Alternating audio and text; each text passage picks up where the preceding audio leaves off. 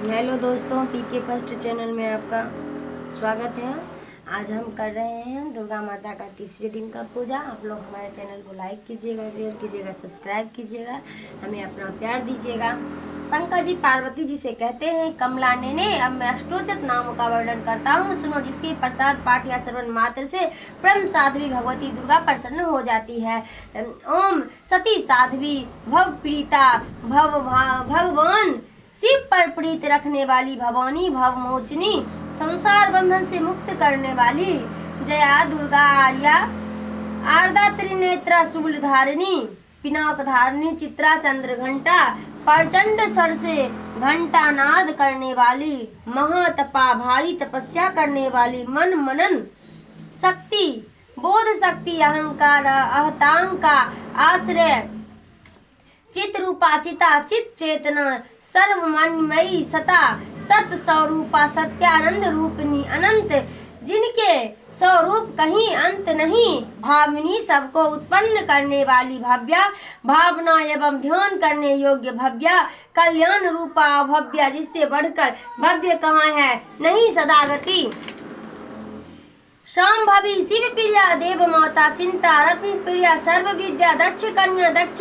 यज्ञवाणीषिणी अर्पण तपस्या के समय पित्त को भी न खाने वाली अनेक वर्ण अनेक रंग वाली पाटला लाल रंग वाली पाटलावती गुलाब के फूल या लाल फूल धारण करने वाली पाटंबर परधीना रेशमी वस्त्र पहनने वाली का कल मंजरीनी मधुर ध्वनि करने वाली मंजरी को धारण करके प्रसन्न करने वाली हमें विक्रम असीम पराक्रम वाली क्रूर दैत्यों के प्रति कठोर सुंदरी सूर सुंदरी वन दुर्गा मातंगी मतंग मुनि पूजित ब्रह्मी महादेव महेश्वरी ऐन्द्री कौमारिका वैष्णवी चामुंडा वाराहमी लक्ष्मी पुरुषकीर्ता विमला उत्कृष्णी ज्ञान क्रिया नित्या बुद्धि दादा बहुल प्रेम सर्व वाहना निशुंभ शुंभ हननी महिषासुर मर्दनी मधु कैटभ हननी चामुंड विनाशिनी सर्व सुर विनाश सर्वदान धात्रिणी सर्वशास्त्रमयी सत्या सर्वशास्त्र धारिणी अनेक शस्त्र हस्ता अनेक कास्त धारिणी कुमारी का एक कन्या कौशेरी युवती अति प्रमोढ़ा ओढ़ा प्रमोढ़ा बुद्धि वृद्धा प्रबल बल प्रदा मंदोदरी मुतकेशी घोर रूपा महाबला अग्नि ज्वला रौद्र मुखी काल रात्रि तपस्विनी नारायणी भद्रकाली विष्णु माया जलोदरी शिवदूती कराली अनंता विनाश रहिता परमेश्वरी कात्यायनी सावित्री प्रत्यक्ष ब्रह्म वाहिनी देवी पार्वती। जो प्रतिदिन दुर्गा जी के इस अष्टोचत नाम का पाठ करता है उसके लिए तीनों लोक में कहीं भी असाध्य नहीं है। वह धन धान्य पुत्र स्त्री घोड़ा हाथी धर्म आदि चार पुरुषार्थ तथा अंत में सनातन मुक्ति भी प्राप्त कर लेती है। कुमारी का पूजन और देवी सुरेश्वरी का ध्यान करके पराभक्ति के साथ उनका पूजन करे, फिर अष्टोचत नाम का पाठ आरंभ करे। देवी जो ऐसा करता है उसे सब श्रेष्ठ देवताओं से सिद्धि प्राप्त होती है। राजा उसके दास हो जाते हैं, वह राज्य लक्ष्मी को प्राप्त कर लेता है।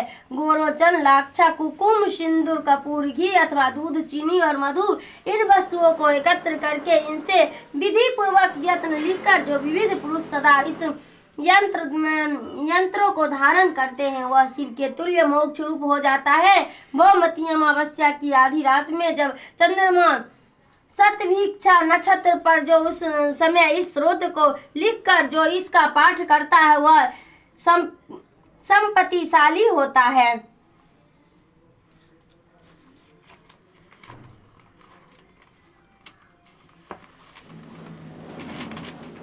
ओम चंडिके देवी को नमस्कार है। मार्कंडेय जी ने कहा, पितामह इस संसार में जो परम गोपनीयता तथा मनुष्यों की सब प्रकार से रक्षा करने वाला है और जो अब तक ने दूसरे किसी के सामने प्रकट नहीं किया हो, ऐसा कोई साधन मुझे बताइए। ब्रह्मा जी बोले, ब्रह्मन ऐसा साधन तो एक देवी का कवच है जो गोपनीय से भी परम गोपनीय पवित्र संपूर्ण प्राणियों का अपकार करने वाला है। मोहन से श्रवण को देवी की नाम किया जिन्हें नव दुर्गा कहते हैं कि पृथक पृथक नाम बतलाए जाते हैं। प्रथम नाम शैलपुत्री है। दूसरी मूर्ति का नाम ब्रह्मचारिणी, तीसरा स्वरूप चंद्रघंटा के नाम से प्रसिद्ध है। चौथी मूर्ति को कुष्मांडा कहते हैं। पांचवी दुर्गा का नाम स्कंद माता है। देवी के छठे रूप को कल्याणी कहते हैं। पांचवा कालरात्रि और आठवां स्वरूप महागौरी के नाम से प्रसिद्ध है। नवी दुर्गा का नाम सिद्धदात्री। ये सब नाम सर्वज्ञ महात्मा भेदभावों के द्वारा ही प्रतिपादित हुए हैं। जो मनुष्य अग्नि में जल रहा और अन्य शत्रुओं से घिर गया, विषम संकटों में फंस गया होता है, इस प्रकार वैसे आतुर होकर जो भगवती दुर्गा की शरण में प्राप्त हुई हो, उनका कभी कोई अंगवल नहीं होता। युद्ध के समय संकट में पड़ने पर भी उनके ऊपर कोई विपत्ति नहीं दिखाई देती। उन्हें सुख दुख और भय की प्राप्ति होती है। जिन्होंने भक्तिपूर्वक देवी का स्मरण किया, उनका निश्चय अभ्युदय होता है। देवी से जो तुम्हारा चिंतन करते हैं, उनकी तुम निसंदेह रक्षा करते हो। चामुंडा देवी ब्रज पारूढ़ होती है, 12वें भैंसे पर सवार करती है। इंद्र का वाहन ऐरावत हाथी है। वैष्णो देवी गुरु पर ही आसन जमाती है। महेश्वरी विश्व प्रारूढ़ होती है। कुमारी का वाहन मयूर। भगवान विष्णु की प्रत्यय लक्ष्मी देवी कमल के आसन पर विराजमान है और हाथों में कमल धारण किए हुए है। विश्व पर आरूढ़ सूर्यदेव श्वेत रूप धारण कर रखा है। ब्रह्म देवी हंस पर बैठी हुई है और सब प्रकार के आभूषण से विभूषित है। इस प्रकार ये सभी माताएं सब प्रकार की योग शक्ति से संपन्न है। इनके सिवा और बहुत सी देवियां हैं जो अनेक प्रकार की आभूषणों की शोभा से युक्त तथा नाना प्रकार के रत्न से सुशोभित है। ये संपूर्ण देवियां क्रोध में भरी हुई है और भक्तों की रक्षा के लिए रथ पर बैठी दिखाई देती है। ये शंख चक्र गदा शक्ति हल और मूसल खेटक और तोमर परशु तथा पाशकुंत और त्रिशूल एवं उत्तम सौन धनुष आदि अस्त्र शस्त्र अपने हाथों में धारण करती है। तो शरीर का नाश करना, भक्तों का अभय दिलाना और देवताओं का कल्याण करना, यही उनके शस्त्र धारण उद्देश्य है। कवच आरंभ करने के पहले इस प्रकार प्रार्थना करना चाहिए। महान रुद्र अत्यंत घोर प्राकरण महान बल महान उत्साह बल देवी, तुम महान भय का नाश करने वाली हो। तुम्हारी ओर देखना भी कठिन है। शत्रुओं को भय बढ़ाने वाली जगदम्बी के मेरी रक्षा करें। पूर्व दिशा में इंद्रिय शक्ति मेरी रक्षा करें। कोण में अग्नि शक्ति, दक्षिण दिशा में 12 तथा कोण में खड़ग धारणी मेरी रक्षा करें। पश्चिम दिशा में 12 तथा कोण में मिग पर सवार करने वाली देवी मेरी रक्षा करें। उत्तर दिशा में कौमारिका और ईशान कोल में शूल धारणी देवी रक्षा करे। ब्रह्मणी तुम ऊपर की ओर से मेरी रक्षा करे और वैष्णवी नीचे की ओर से मेरी रक्षा करे। इसी प्रकार सबको अपना वाहन बनाने वाली चामुंडा देवी 10 दिशाओं में मेरी रक्षा करे। जय आगे और विजय पीछे की ओर से मेरी रक्षा करे। वाम भाग में रक्षा, दक्षिण भाग में अपराजिता रक्षा दूत ने सिखा के और रक्षा करे। उमा मेरे मस्तक पर विराजमान होकर रक्षा के लाट में मालाधारी रक्षा करें। यशस्वी देवी मेरे भूमों का रक्षण करे। भूमि के मध्य भाग में त्रिनेत्र यम घंटा रक्षा करे। दोनों नेत्रों के मध्य भाग में सांकनी दोनों में कान वासनी रक्षा। कालिका देवी का पोल तथा भगवती सांकनी कानों के मूल्य भाग की रक्षा करें। नासिका सुगंधा और ऊपर के ओष्ठ में चर्चिका रक्षा करें। नीचे ओष्ठ में नृत्य जिह्वा में सरस्वती देवी रक्षा करें। कौमारी दांतों की और चंडिका कंठ प्रदेश की रक्षा करे। चित्र घंटा गले की घंट की और महामाया तलवों में रखकर रक्षा करे। कामाक्षी कोढ़ की और सर्वमंगला मेरे वाणी की रक्षा करे। भद्रकाली गिरवा और धनुषधरी पृष्ठ वंश में रुदंड में रहकर रक्षा करे। कंठ के बाहरी भाग में नील गिरवा और कंठ की नली में नल कुमरी रक्षा करे। दोनों कंधों में खड्गनी और मेरे दोनों भुजाओं की वज्रधारणी रक्षा करे। दोनों हाथों में दंडनी और अंगुलियों में अंबिका रक्षा करे। सुलेश्वरी नखों की रक्षा करे। कुलेश्वरी कोठी पेट में रहकर रक्षा करे। महादेवी दोनों स्तनों की और शोक विनाशनी देवी मन की रक्षा करें। ललिता देवी हृदय और शूल धारणी उदर में रखकर रक्षा करें। नाभि में कामिका भाग में घुस रक्षा करें। पत्ना और कामिका लिंगिका और महिष वाहिनी गुदा की रक्षा करें। भगवती कटी भाग में विंध्यवासिनी घुटनों की रक्षा करें। संपूर्ण कामनाओं को देने वाली देवी दोनों पिंडलों की रक्षा करें। नरसिंह दोनों घुटियों को तेजस्वी दोनों चरणों के पृष्ठ भाग की रक्षा करें। श्री देवी पैरों के अंगलों के तलवासनी पैरों के तलवों में रखकर रक्षा करें। अपनी दांत के कारण भयंकर दिखाई देने वाली दृष्टकला देवी नखों के ऊर्ध्व केसनी केसों की रक्षा करें। रोमावलियों के छिद्रों में कुमारिका और त्वचा की वार्गेश्वरी रक्षा करें। पार्वती देवी रक्त मजा मांस हड्डी और मेदक की रक्षा करें। की कालरात्रि और पित्त की कुटेश्वरी रक्षा करें। मूलाधार आदि कमल केशों में भाग्यावती और कप में चूड़ामणि स्थित होकर रक्षा करें। नख तेज की ज्वालामुखी रक्षा करें। जिसका किसी भी अस्त्र में भेदन नहीं हो सकता, वह देवी शरीर की समस्त संधियों में रखकर रक्षा करे। ब्रह्मणी आप मेरे विवेक की रक्षा करे। छतेश्वरी छाया की तथा धर्म धारणी देवी मेरे अहंकार मन और बुद्धि की रक्षा करे। हाथ में वज्र धारण करने वाली वस्त्र हस्त्र देवी मेरे प्राण अपान ज्ञान उदान और समान वायु की रक्षा करे। कल्याण से शोभित होने वाली भगवती कल्याण शोभना मेरे प्राण की रक्षा करे। रस रूप गंध शब्द और स्पर्श इन विषयों का अनुभव करते समय योगिनी देवी रक्षा करें तथा सतोगुण रजोगुण और तमोगुण रक्षा सदा नारायणी देवी करे। 12 आयु की रक्षा करें। वैष्णवी धर्म की रक्षा करें तथा चक्नी चक्र धारण करने वाली देवी यश कीर्ति लक्ष्मी धन तथा विद्या की रक्षा करें। इंद्राणी आप मेरे गोत्र की रक्षा करें। चंडिके तुम मेरे पशुओं की रक्षा करो। महालक्ष्मी पुत्रों की रक्षा करें और भैरवी पति की रक्षा करें। मेरे पति की सुपदाता मार्ग पर से कर्मी रक्षा करें। राजा के दरबार में महालक्ष्मी रक्षा करें तथा सब ओर से व्याप्त रहने वाली विजय देवी संपूर्ण भयों से मेरी रक्षा करें। देवी जो स्थान कवच में नहीं कहा गया थे रक्षा से रहित वह सब तुम्हारे द्वारा सुरक्षित हो, क्योंकि तुम विजयशालिनी और पाप नाश नहीं हो। यदि अपने शरीर का भला चाहे तो मनुष्य बिना कवच के कहीं एक पग भी न जाए। कवच का पाठ करके ही यात्रा करे। कवच के द्वारा सब ओर से सुरक्षित मनुष्य जहाँ जहाँ भी जाता है वहाँ उसे धन लाभ होता है तथा संपूर्ण कामनाओं की सिद्धि करने वाली विजय की प्राप्ति होती है। वह जिस अभिष्ट वस्तु का चिंतन करता है उसको उसका निश्चय ही प्राप्त कर लेता है। वह पुरुष इस पृथ्वी पर तुलनारहित महान का भागी होता है। कवच से सुरक्षित मनुष्य निर्भय हो जाता है। इसमें उसकी पराजय नहीं होती तथा वह तीनों लोक में पूजनीय होता है। देवी का यह कवच देवताओं के लिए भी दुर्लभ है। जो प्रतिदिन नियम पूर्वक तीनों संध्याओं के समय श्रद्धा के साथ इसका पाठ करता है उसे देवी कला प्राप्त होती है तथा वह तीनों लोकों में कहीं भी पराजित नहीं होता। इतना ही नहीं, वह अपनी मृत्यु से रहित 100 से भी अधिक वर्षों तक जीवित रहता है। मकड़ी, चेचक, कोढ़ और आदि उसकी संपूर्ण व्याधियां नष्ट हो जाती हैं। कनीर, भाग, अफीम, धुतेर आदि का स्वास्थ्य विष और सांप और बिच्छू आदि के काटने से चढ़ा हुआ जन्म विष, फेन और तेल के संयोग आदि से बनने वाले कृत्रिम विष, ये सभी प्रकार के विष दूर हो जाते हैं। उनका कोई असर नहीं होता। इस पृथ्वी पर मारन मोहन आदि जितने अभिचारिक प्रयोग होते हैं तथा इस प्रकार जितने मंत्र यंत्र होते हैं ये सब इस कवच को हृदय में धारण कर लेने पर उस मनुष्य को देखते ही नष्ट हो जाते हैं। यही नहीं, पृथ्वी पर विचरने वाले ग्राम देवता, आकाशचारी देवी से जल के संबंध से प्रकट होने वाले गण, उपदेश मात्र से सिद्ध होने वाले निम्न कोटि के देवता, अपने जन्म के साथ प्रकट होने वाले देवता, कुल देवता, माला, कंठमाला आदि, डाकनी, साकनी, अंतरिक्ष में विचरने वाली अत्यंत बलबली भयानक डाकनी, ग्रह, भूत, पिशाच, यक्ष, गंधर्व, राक्षस, बेताल, कुष्मांडा और भैरव आदि अनिष्टकारक देवता भी हृदय में धारण किए रहने पर इस मनुष्य को देखते ही भाग जाते हैं। कवचधारी पुरुष को राजा से सम्मान वृद्धि प्राप्त होती है। यह कवच मनुष्य के तेज की वृद्धि करने वाला और उत्तम है। कवच का पाठ करने वाला पुरुष अपनी कीर्ति से विशेष भूतल पर अपने यश के साथ साथ वृद्धि को प्राप्त होता है। जो पहले कवच का पाठ करके उसके बाद सप्तमी चंडिका का पाठ करता है उसकी जब तक वन पर्वत और कौनों से पृथ्वी टिकी रहती है तब तक यहाँ पुत्रपत आदि संतान परंपरा बनी रहती है। फिर देहकांत होने पर वह पुरुष भगवती महामाया के प्रसाद से उस परम पद को प्राप्त होते जो देवताओं के लिए भी दुर्लभ है। वह सुंदर दीप रूप धारण करते कल्याण में शिव के साथ आनंद का भागी होता है। ओम चंडी के देवी को नमस्कार। मार्गदेव जी कहते जयंती, मंगला काली, भद्र काली, कपालिनी, दुर्गा, क्षमा शिवा, धात्री और सौहाइन सदा इन नाम से प्रसिद्ध जगत में कि तुम्हें मेरा नमस्कार है। देवी चामुंडे तुम्हारी जय हो। संपूर्ण प्राणियों को पीड़ा हरने वाली देवी तुम्हारी जय हो। सब में व्याप्त रहने वाली देवी तुम्हारी जय हो। काल रात्रि तुम्हें नमस्कार हो। मधु और केटभों को मारने वाली तथा ब्रह्मा जी को वरदान देने वाली देवी तुम्हें नमस्कार है। तुम मुझे रूप दो, आत्म स्वरूप ज्ञान दो, मोह पर विजय दो, यश मोह विजय तथा ज्ञान प्रति रूप यश दो और काम क्रोध आदि शत्रुओं को नाश करो। महिषासुर का नाश करने वाले तथा भक्तों को सुख देने वाली तुम्हें नमस्कार है। तुम रूप तो जद यश दो, काम क्रोध आदि शत्रुओं को नाश करो। रक्त बीज का वध और चंडमुंड का विनाश करने वाली देवी तुम रूप तो जद यश दो, काम क्रोध आदि शत्रुओं को नाश करो। शुंभ और निशुंभ तथा धूम्रलोचन का मर्दन करने वाली देवी तुम रूप तो जद यश दो, काम क्रोध आदि शत्रुओं को नाश करो।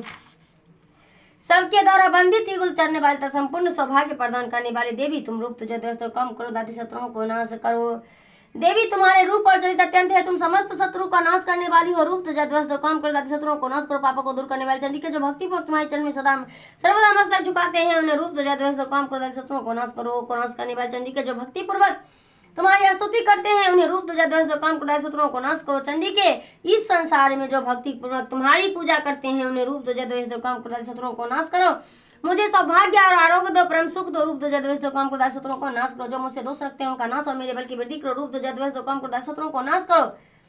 देवी मेरा कल्याण करो, मुझे उत्तम संपत्ति प्रदान करो, रूप तुझे काम करो, शत्रुओं को नाश करो। अंबिके देवता और सूर्य दोनों ही अपने माथे की मुकुट मनो को चरण में घिसते रहते हैं। तुम रूप तुझे काम करो, दादी शत्रुओं को नाश करो। तुम अपने भक्तजनों को विद्वान यशस्वी और लक्ष्मीमान बनाओ, रूप तुझे काम करो, दादी शत्रुओं को नाश करो। प्रचंड दैत्य को दर्प का दलन करने वाले चंडी के मुझ शरणागत को रूप तुझे काम करो, दादी शत्रुओं को नाश करो। चतुर्मुख ब्रह्मा जी के द्वारा प्रशासित चार परमेश्वरी तुम रूप तुझे काम करो, दादी शत्रुओं को नाश करो। देवी अंबिके भगवान विष्णु नित्य निरंतर भक्ति पूर्वक तुम्हारी स्तुति करते रहते हैं। तुम रूप तुझे काम करो, दादी शत्रुओं को नाश करो। हिमालय कन्या पार्वती के पति महादेव जी के द्वारा प्रशासित होने वाली परमेश्वरी तुम रूप तुझे काम करो, दादी शत्रुओं को नाश करो। सचिपति इंद्र के द्वारा श्राप से पूजित होने वाली परमेश्वरी तुम रूप तुझे काम करो, दादी शत्रुओं को नाश करो। प्रचंड भुजंड वाले दैत्यों का घमंड चूर करने वाली रूप तुझे काम करो, दादी शत्रुओं को नाश करो। देवी अंबिके तुम अपने भक्तजनों को सदा असीम आनंद प्रदान करती रहती हो। मुझे रूप तुझे काम करो, दादी शत्रुओं को नाश करो। मन की इच्छा के अनुसार चलने वाला मनोहर पति प्रदान करो, जो दुर्गम संसार सागर से ताने में उत्तम कुल में उत्पन्न हुई हो। जो मनुष्य इस स्रोत का पाठ करके सप्तमी महास्रोत का पाठ करता है, वह सप्तमी की जप संख्या से मिलने वाले श्रेष्ठ फल को प्राप्त होता है, साथ ही वह प्रचुर संपत्ति भी प्राप्त कर लेता है। ओम चंडी के देवी को नमस्कार है। मार्कंडेय जी कहते हैं, विशुद्ध ज्ञान ही जिनका शरीर है, तीनों वेद ही जिनके 3 दिव्य नेत्र हैं, जो कल्याण प्राप्त के हेतु हैं, तथा वह अपने मस्तक पार्थ चंद्र का मुकुट धारण करते हैं, उन भगवान शिव को नमस्कार है। मंत्रों का जो अभिक्लिर्क है, अर्थात मंत्र की सिद्धि में विघ्न उपस्थित करने वाले सांप रूपी क्लिर्क को जो निवारण करने वाला है, उस सप्तमी स्रोत को पूर्ण रूप से जानना चाहिए और जानकर उसकी उपासना करना चाहिए। यद्यपि सप्तमी के अतिरिक्त अन्य मंत्र की जप में भी जो निरंतर लगा रहता है, वह भी कल्याण का भागी होता है। उसके भी उच्चाटन आदि कर्म सिद्ध होते हैं तथा वो उसे भी समस्त दुर्लभ वस्तु की प्राप्ति हो जाती है। तथापि वो अन्य मंत्र का जप न करके केवल इस सप्तमी नामक स्रोत से ही देवी की स्तुति करते हैं, उन्हें स्तुति मात्र से ही सच्चिदानंद स्वरूप देवी सिद्ध हो जाती है। उन्हें अपने कार्य की सिद्धि के लिए मंत्र औषधि तथा अन्य किसी साधन के उपयोग की आवश्यकता नहीं रहती, बिना जबकि ही उनके उच्चाटन आदि समस्त अभिचारिक कर्म सिद्ध होते हैं। इतना ही नहीं, उनकी संपूर्ण अभिष्ट वस्तु भी सिद्ध होती है। लोगों के मन में यह शंका थी कि जब केवल सप्तमी की उपासना से अथवा सप्तमी को छोड़कर अन्य मंत्र की उपासना से भी समान रूप से सब कार्य सिद्ध होते, तब इनमें से श्रेष्ठ कौन सा साधन है। लोगों की शंका को सामने रखकर भगवान शंकर अपने पास आए जिज्ञासुओं को समझाया कि सप्तमी नामक संपन्न स्रोत ही सर्वश्रेष्ठ एवं कल्याण में है। तदंतर भगवती चंडिका के सप्तमी नामक स्रोत को महादेव जी ने गुप्त कर दिया। सप्तमी के पाठ से जो पुण्य प्राप्त होता है, उसकी कभी समाप्ति नहीं होती, किंतु अन्य मंत्र के जब से पुण्य की समाप्ति हो जाती है, तब भगवान शिव ने अन्य मंत्र की अपेक्षा जो सप्तमी की श्रेष्ठता का निर्णय किया, उसे अर्थात ही जानना चाहिए। अन्य मंत्र का जप करने वाला पुरुष भी यदि सप्तमी को स्रोत और जप का अनुष्ठान कर ले, तो वह भी पूर्ण रूप से कल्याण का भागी होता है। इसमें तनिक भी संदेह नहीं है। जो साधन कृष्ण पक्ष की चतुर्दशी अथवा अष्टमी के चित्त होकर भगवती की सेवा में अपना सर्वस्व समर्पित कर देता है और फिर उसे प्रसाद रूप से ग्रहण करता है, उसे भगवती प्रसन्न होती है, अन्यथा उनकी प्रसन्नता नहीं होती। इस प्रकार सिद्धि के प्रतिबंधक क्लिर्क के द्वारा महादेव जी ने स्रोत को क्लिप्त कर रखा है। पूर्वोक्त रीति से निष्क्रियण करके सप्तमी स्रोत का प्रतिदिन स्पष्ट उच्चारण पूर्वक पाठ करता हुआ मनुष्य सिद्ध हो जाता है, वही देवी का पार्षद होता है और वही गंधर्व भी होता है। सर्वत्र विचरते रहने पर भी संसार में उसे कहीं भी भय नहीं होते, वह अपनी मृत्यु के बस में नहीं पड़ता था, देह त्यागने को अंतर मोक्ष को प्राप्त कर लेता है। अतः क्लिर्क को जानकर उसका परिहार करके इस सप्तमी का पाठ आरंभ करे। जो ऐसा नहीं करता, उसका नाश हो जाता है। इसलिए क्लिर्क और निष्क्लिर्क का ज्ञान प्राप्त करने पर यह स्रोत निर्दोष होता है और विद्वान पुरुष इस निर्दोष स्रोत का ही पाठ आरंभ करते हैं। स्त्रियों को जो कुछ भी सौभाग्य आदि दृष्टिगोचर होता है, वह सब देवी के प्रसाद का ही फल है। अतः वह इस कल्याण में स्रोत का सदा जप करना चाहिए। इस स्रोत को मंद स्वर से पाठ करने पर पूर्ण फल की प्राप्ति होती है, उस स्वर से पाठ करने पर पूर्ण फल की सिद्धि होती है। अतः उस स्वर से ही इसका पाठ आरंभ करना चाहिए, जिनके प्रसाद से ऐश्वर्य, सौभाग्य, आरोग्य, संपत्ति, शत्रुनाश तथा परम मोक्ष की सिद्धि होती है। उन कल्याणमयी जगदम्बिके की स्तुति मनुष्य क्यों नहीं करते। पश्चिमा अध्याय। ओम इस उत्तर चरित्र के रुद्र ऋषि महासरस्वती देवता है, अनुष्ठ छंद है, भीम शक्ति है, भामड़ी ब्रिज है, सूर्य तत्व है और सामवेद स्वरूप महासरस्वती के प्रसन्नता के लिए उत्तर चरित्र के पाठ में इसका विनियोग किया जाता है। जो अपने कमल में घंटा, शूल और शंख, मूसल, चक्र, धनुष और कांति है, जो तीनों लोकों की आधारभूता और शुंभ आदि दैत्यों का नाश करने वाली है, तथा गौरी के शरीर से जिनका प्राकट्य हुआ है, उन महासरस्वती देवी का मैं निरंतर भजन करता हूँ। ऋषि कहते हैं, पूर्व काल में शुंभ और निशुंभ नामक असुर ने अपने बल के घमंड में आकर सचिपति इंद्र के हाथ से तीनों लोकों का राज्य यक्ष भाग छीन लिए। वे ही दोनों सूर्य, चंद्रमा, कुबेर, यम और वरुण के अधिकार का भी उपयोग करने लगा। वायु और अग्नि का कार्य भी वे ही करने लगे। इन दोनों ने सब देवताओं को अपमानित, राज्य भ्रष्ट, पराजित तथा अधिकारहीन करके स्वर्ग से निकाल दिया। उन दोनों महान असुर तिरस्कृत देवताओं ने अपराजिता का स्मरण किया और सोचा, जगदम्बा को हम लोगों को वर दिया था कि आपत्ति काल में स्मरण करने पर मैं तुम्हारी सब आपत्ति का तत्काल नाश कर दूंगी। यह विचार कर देवता गिरिराज हिमालय गए और वहां भगवती विष्णु माया की स्तुति करने लगे। देवता बोले, देवी को नमस्कार है, महादेवी शिवा को सर्वदा नमस्कार है, प्रकृति एवं भद्रा को प्रणाम है, हम लोग नियम पूर्वक जगदम्बा को नमस्कार करते हैं, रुद्र को नमस्कार है, नित्या गौरी एवं धात्री को बारंबार नमस्कार है, ज्योतिषमयी चंद्र रूपनी एवं सुख स्वरूपा देवी को सतत प्रणाम है, शरणागत का कल्याण करने वाली वृद्धि एवं सिद्धि रूपा देवी को हम बारंबार नमस्कार करते हैं। त्रिनेता राक्षसों की लक्ष्मी, राजाओं की लक्ष्मी तथा स्वर्ण शिव पत्नी स्वरूप आप जगदम्बा को बार बार नमस्कार है। दुर्गा दुर्गा पारा दुर्गम संकट से पार उतारने वाली सारा सबकी सर्वभूता सबकी सारभूता सर्व कारिणी ख्याति कृपा और धुर्मा देवी को सर्वदा नमस्कार है। अत्यंत सौम्य तथा अत्यंत रौद्र रूपा देवी को हम नमस्कार करते हैं, उन्हें हमारा बारंबार प्रणाम है। जगत की आधारभूता कीर्ति देवी बारंबार नमस्कार है। जो देवी सब प्राणियों में विष्णु माया के नाम से कही जाती है उनको नमस्कार है, उनको बारंबार नमस्कार है। जो देवी सब प्राणियों में चेतना कहलाती है उनको नमस्कार है, उनको बारंबार नमस्कार है। जो देवी सब प्राणियों में बुद्धि रूप में स्थित है उनको नमस्कार है, उनको बारंबार नमस्कार है। जो देवी सब प्राणियों में निद्रा रूप में स्थित है उनको नमस्कार है, उनको बारंबार नमस्कार है। जो देवी सब प्राणियों में सुधा रूप में स्थित है उनको नमस्कार है, उनको बारंबार नमस्कार है। जो देवी सब प्राणियों में छाया रूप में स्थित है उनको नमस्कार है, उनको बारंबार नमस्कार है। जो देवी सब प्राणियों में शक्ति रूप में स्थित है उनको नमस्कार है, उनको बारंबार नमस्कार है। जो देवी सब प्राणियों में कृष्णा रूप में स्थित है उनको नमस्कार है, उनको बारंबार नमस्कार है। जो देवी सब प्राणियों में भांति रूप में स्थित है उनको नमस्कार है, उनको बारंबार नमस्कार है। जो देवी सब प्राणियों में जाति रूप में स्थित है उनको नमस्कार है, उनको बारंबार नमस्कार है। जो देवी सब प्राणियों में रजा रूप में स्थित है उनको नमस्कार है, उनको बारंबार नमस्कार है। जो देवी सब प्राणियों में शांति रूप में स्थित है उनको नमस्कार है, उनको बारंबार नमस्कार है। जो देवी सब प्राणियों में सदा रूप में स्थित है उनको नमस्कार है, उनको बारंबार नमस्कार है। जो देवी सब प्राणियों में कांति रूप में स्थित है उनको नमस्कार है, उनको बारंबार नमस्कार है। जो देवी सब प्राणियों में लक्ष्मी रूप में स्थित है उनको नमस्कार है, उनको बारंबार नमस्कार है। जो देवी सब प्राणियों में वृत्ति रूप में स्थित है उनको नमस्कार है, उनको बारंबार नमस्कार है। जो देवी सब प्राणियों में स्मृति रूप में स्थित है उनको नमस्कार है, उनको बारंबार नमस्कार है। जो देवी सब प्राणियों में दया रूप में स्थित है उनको नमस्कार है, उनको बारंबार नमस्कार है। जो देवी सब प्राणियों में दृष्टि रूप से स्थित है उनको नमस्कार है, उनको बारंबार नमस्कार है। जो देवी सब प्राणियों माता रूपेण स्थित है उनको नमस्कार है, उनको बारंबार नमस्कार है। जो देवी सब प्राणियों में भ्रांति रूप में स्थित है उनको नमस्कार है, उनको बारंबार नमस्कार है।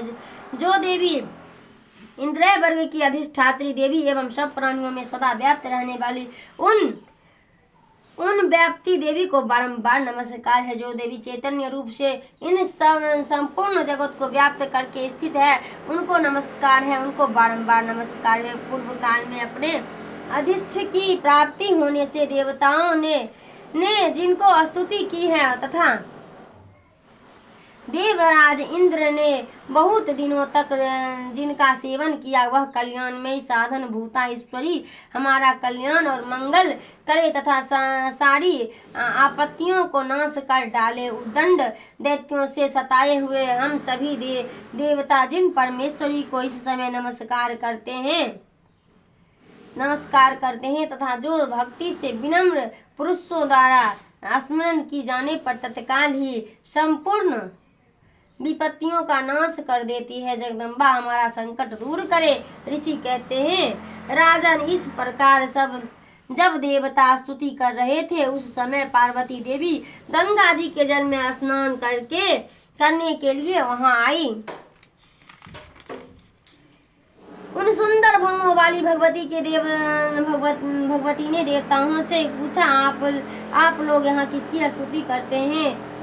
तब उन्हीं के शरीर से प्रकट हुई शिवा देवी बोली, शुंभ दैत्यों से तिरस्कृत और युद्ध में निशुंभ से पराजित हो यहाँ एकत्रित हुए हैं ये समस्त देवता, यह मेरी ही स्तुति कर रहे हैं। पार्वती जी के शरीर से अंबिका का प्रादुर्भाव हुआ है, इसलिए वे समस्त लोकों में कौशिक कही जाती है। कौशिकी के प्रकट होने के बाद पार्वती जी का शरीर काले रंग का हो गया है, अतः वह हिमालय पर रहने वाली कालिका देवी नाम से विख्यात हुई है। तदंतर शुंभ निशुंभ भृत्य चंड मुंड आए और उन्होंने परम मनोहर रूप धारण करने वाली अंबिका देवी को देखा है। फिर वे शुंभ के पास जाकर बोले, यमराज, एक अत्यंत मनोहर स्त्री है जो अपनी दिव्य कांति से हिमालय को प्रकाशित कर रही है। ऐसा उत्तम रूप कहीं किसी ने भी नहीं देखा होगा। असुरेश्वर, पता लगाइए वह देवी कौन है और उसे ले लीजिए। स्त्रियां तो वह रत्न है, उसका प्रत्येक अंग बहुत ही सुंदर है तथा वह अपने अंगों की प्रभा से संपूर्ण दिशाओं में प्रकाश फैला रही है। दैत्यराज, अभी वह हिमालय पर ही मौजूद है, वह उसे देख सकते हैं। प्रभु, तीनों लोकों में मणि, हाथी और घोड़े आदि जितने भी रत्न हैं वे सब इस समय आपके घर में शोभा पाते हैं। हाथियां, रत्न, भूत, ऐश्वर्या, यह पारिजात का वृक्ष और यह उच्च श्रवा घोड़ा, यह सब आपने इंद्र से ले लिया है। हंसों से जुता हुआ यह विमान भी आपके आंगन में शोभा पाता है। यह रत्नभूत अद्भुत विमान जो पहले वर्मा जी के पास था, अब आपके यहाँ लाया गया है। यह महापज्ञ नामक निधि आप कुबेर से छीन लिए हैं। समुद्र ने भी आपको किंजली नाम की माला भेंट की है जो केसरों से सुशोभित और जिनके कमल कभी कुम्हलाते नहीं है। स्वर्ण की वर्षा करने वाला वरुण का छत्र भी आपके घर में शोभा पाता है तथा वह श्रेष्ठ रथ जो पहले प्रजापति के अधिकार में था अब आपके पास मौजूद है। दैतेश्वर, मृत्यु के उत्कांदित के नाम वाली शक्ति भी आपने छीन ली है तथा वरुण का पास और समुद्र में रहने वाले सब प्रकार के रत्न आपके भाई निशुंभ के अधिकार में है। अग्नि भी स्वतः शुद्ध किए हुए 2 अस्त्र आपकी सेवा में अर्पित किए। ये दैत्यराज, इस प्रकार सभी रत्न आपने एकत्र कर लिया है। फिर जो यह स्त्रियां रत्न रूपा कल्याणमयी देवी है, इसे आप क्यों नहीं अपने अधिकार में कर लेते। ऋषि कहते हैं, चंडमुंड, यह वचन सुनकर शुंभ ने महादैत्य सुग्रीव को दूत बनाकर देवी के पास भेजा और कहा, तुम मेरी आज्ञा से जिसके सामने ये बात कहना और ऐसा उपाय करना जिससे प्रसन्न होकर वह शीघ्र ही यहाँ आ जाए। वह दूत पार्वती के अत्यंत रमणीय प्रदेश में जहाँ देवी मौजूद थी गया और मधुर वाणी ने कोमल वचन बोला। दूत बोला, देवी, दैत्यराज शुंभ इस समय तीनों लोकों के परमेश्वर हैं। मैं उनकी भेजा हुआ दूत हूँ और यहाँ तुम्हारे ही पास आया हूँ। उनकी आज्ञा सदा सब देवता एक स्वर से मानते हैं, कोई उसका उल्लंघन नहीं कर सकते। वे संपूर्ण देवताओं को परास्त कर चुके हैं। उन्होंने तुम्हारे लिए जो संदेश दिया है उसे सुनो। संपूर्ण त्रिलोक की मेरे अधिकार में है। देवता भी मेरी आज्ञा के अधीन चलते हैं। संपूर्ण यज्ञों को भोग को मैं ही पृथक पृथक भोगता हूँ। तीनों लोकों में जितने श्रेष्ठ रत्न हैं वे सब मेरे अधिकार में। देवराज इंद्र का वाहन ऐरावत जो हाथियों से रत्न के सामान है मैंने छीन लिया है। क्षीर सागर का मंथन करने से जो अवसुरत उच्च श्रवा प्रकट हुआ है उस देवता मेरे पैरों में पकड़ कर समर्पित किया है। सुंदरी, उनके सिवा और भी जितने रत्नभूत पदार्थ देवता, गंधर्व और नाग पास थे वे सब मेरे ही पास आ गए हैं। देवी, हम लोग तुम्हें संसार की स्त्रियों में रत्न मानते हैं, अतः तुम संसार हमारे पास आ जाओ, क्योंकि रत्नों का उपभोग करने वाले हम भी हैं। चंचल कटाक्ष वाली सुंदरी, तुम मेरी या मेरे भाई महापराक्रमी निशुंभ की सेवा में आ जाओ, क्योंकि तुम रत्न रूपा हो। मेरा वरण करने से तुम्हें तुलना रहित महान ऐश्वर्य की प्राप्ति होगी। अपनी बुद्धि से यह विचार कर तुम मेरी पत्नी बन जाओ। ऋषि कहते हैं, दूत के यों कहने पर कल्याणमयी भगवती दुर्गा देवी जो इस जगत को धारण करती है मन ही मन गंभीर भाव से मुस्कुराई और इस प्रकार बोली।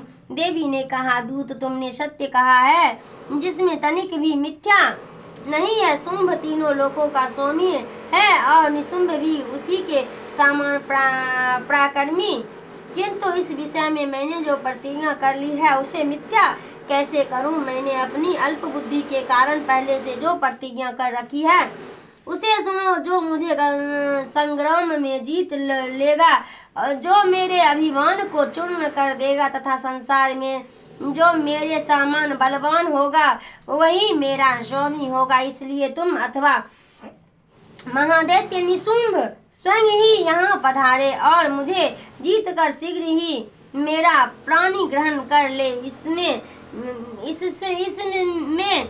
विलंबकारी क्या आवश्यकता है। दूत बोला, देवी तुम घमंड में भरी हो, मेरे सामने ऐसी बातें ना करो। तीनों लोकों में कौन ऐसा पुरुष है जो शुंभ निशुंभ के सामने खड़ा हो सके। देवी, अन्य देवताओं के सामने भी सारे देवता युद्ध में नहीं ठहर सकते, फिर तुम अकेली स्त्री होकर कैसे ठहर सकती हो। जिन शुंभ आदि देवताओं के सामने इंद्र आदि सब देवता भी युद्ध में खड़े नहीं हुए, उनके सामने तुम स्त्री होकर कैसे जाओगी। इसलिए तुम मेरे ही कहने से शुंभ निशुंभ के पास चली जाओ। ऐसा करने से तुम्हारे गौरव की रक्षा होगी, अन्यथा जब वे केस पकड़कर घसीटेंगे तब उन्हें अपनी प्रतिष्ठा खोकर जाना पड़ेगा। देवी ने कहा, तुम्हारा कहना ठीक है। शुंभ बलवान है और निशुंभ भी बड़े पराक्रमी है, किंतु क्या करूं, मैंने पहले बिना सोचे समझे प्रतिज्ञा कर ली है। अतः अब तुम जाओ। मैंने तुमसे जो कुछ कहा है वह सब दैत्यराज से आदर पूर्वक कहना, फिर वे जो उचित जान पड़े करे। इस प्रकार श्री मार्कंडेय पुराण में सारण्य कथा के अंतर्गत देवी महात्म्य में देवी दूत संवाद नामक 5वां अध्याय पूरा हुआ। मैं सर्वेश्वरी भैरव के अंक में निवास करने वाली परमोत्कृष्ट पाज्ञावती देवी का चिंतन करता हूँ। वे नागराज के आसन पर बैठी है। नागों के फलों से सुशोभित होने वाली मणियों की विशाल माला से उनकी देहलता उदासित हो रही है। सूर्य के समान उनका तेज है। 3 नेत्र उनकी शोभा बढ़ा रहे हैं। वे हाथों में माला, कुंभ का पाल और कमल लिए हुए हैं तथा उनके मस्तक में अर्धचंद्र का मुकुट सुशोभित है। ऋषि कहते हैं, देवी का यह कथन सुनकर दूत को बड़ा हर्ष हुआ और उसने दैत्यराज के पास जाकर सब समाचार विस्तार पूर्वक का सुनाया। दूत के उस वचन को सुनकर दैत्यराज कुपित हो उठा और दैत्य सेनापति धूम्रलोचन से बोला,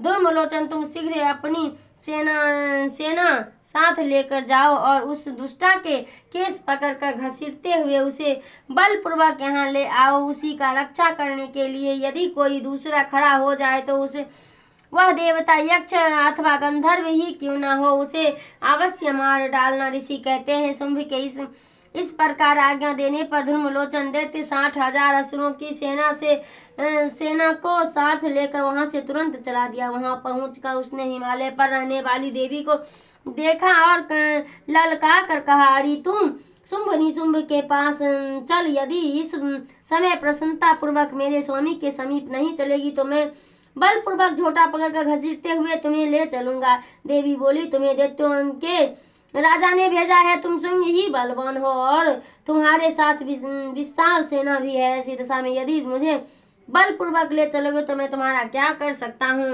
ऋषि कहते हैं, देवी के यूं कहने पर असुर धूम्रलोचन उनकी और दौड़ा तब अंबिका ने हूँ शब्द के उच्चारण मात्र से उसे भस्म कर दिया। फिर तो क्रोध में भरी हुई दैत्यों की विशाल सेना और अंबिका एक दूसरे पर तीखे साये के शक्ति तथा फरसों की वर्षा आरंभ की।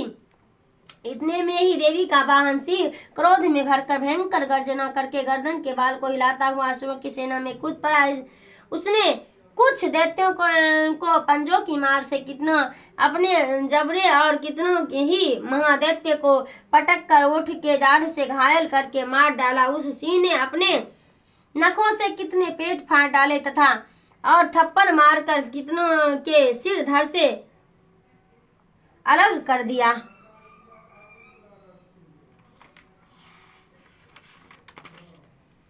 कितने की भुजाएं और मस्तक काट डाले तथा अपनी गर्दन के बाल हिलाते हुए उसने दूसरे दैत्य से पेट फाड़कर उनका रक्त चूस लिया। अत्यंत क्रोध में भरे हुए देवी को वाहन उस महाबली सिंह ने क्षण भर में ही असुरों की सारी सेना का संहार कर डाला। शुंभ ने जब सुना कि देवी ने धूम्रलोचन असुरों को मार डाला तथा उनके सिंह ने सारी सेना का सफाया कर डाला, तब उस दैत्य राज को बड़ा क्रोध हुआ। उसका ओठ कांपने लगा। उसने चंड और मुंड नामक दो महादैत्य को आज्ञा दी, वे चंड और मुंड तुम लोग बहुत बड़ी सेना लेकर वहां आओ, उस देवी के झोटे पकड़कर अथवा उसे बांधकर शीघ्र ले जाओ। यदि इस प्रकार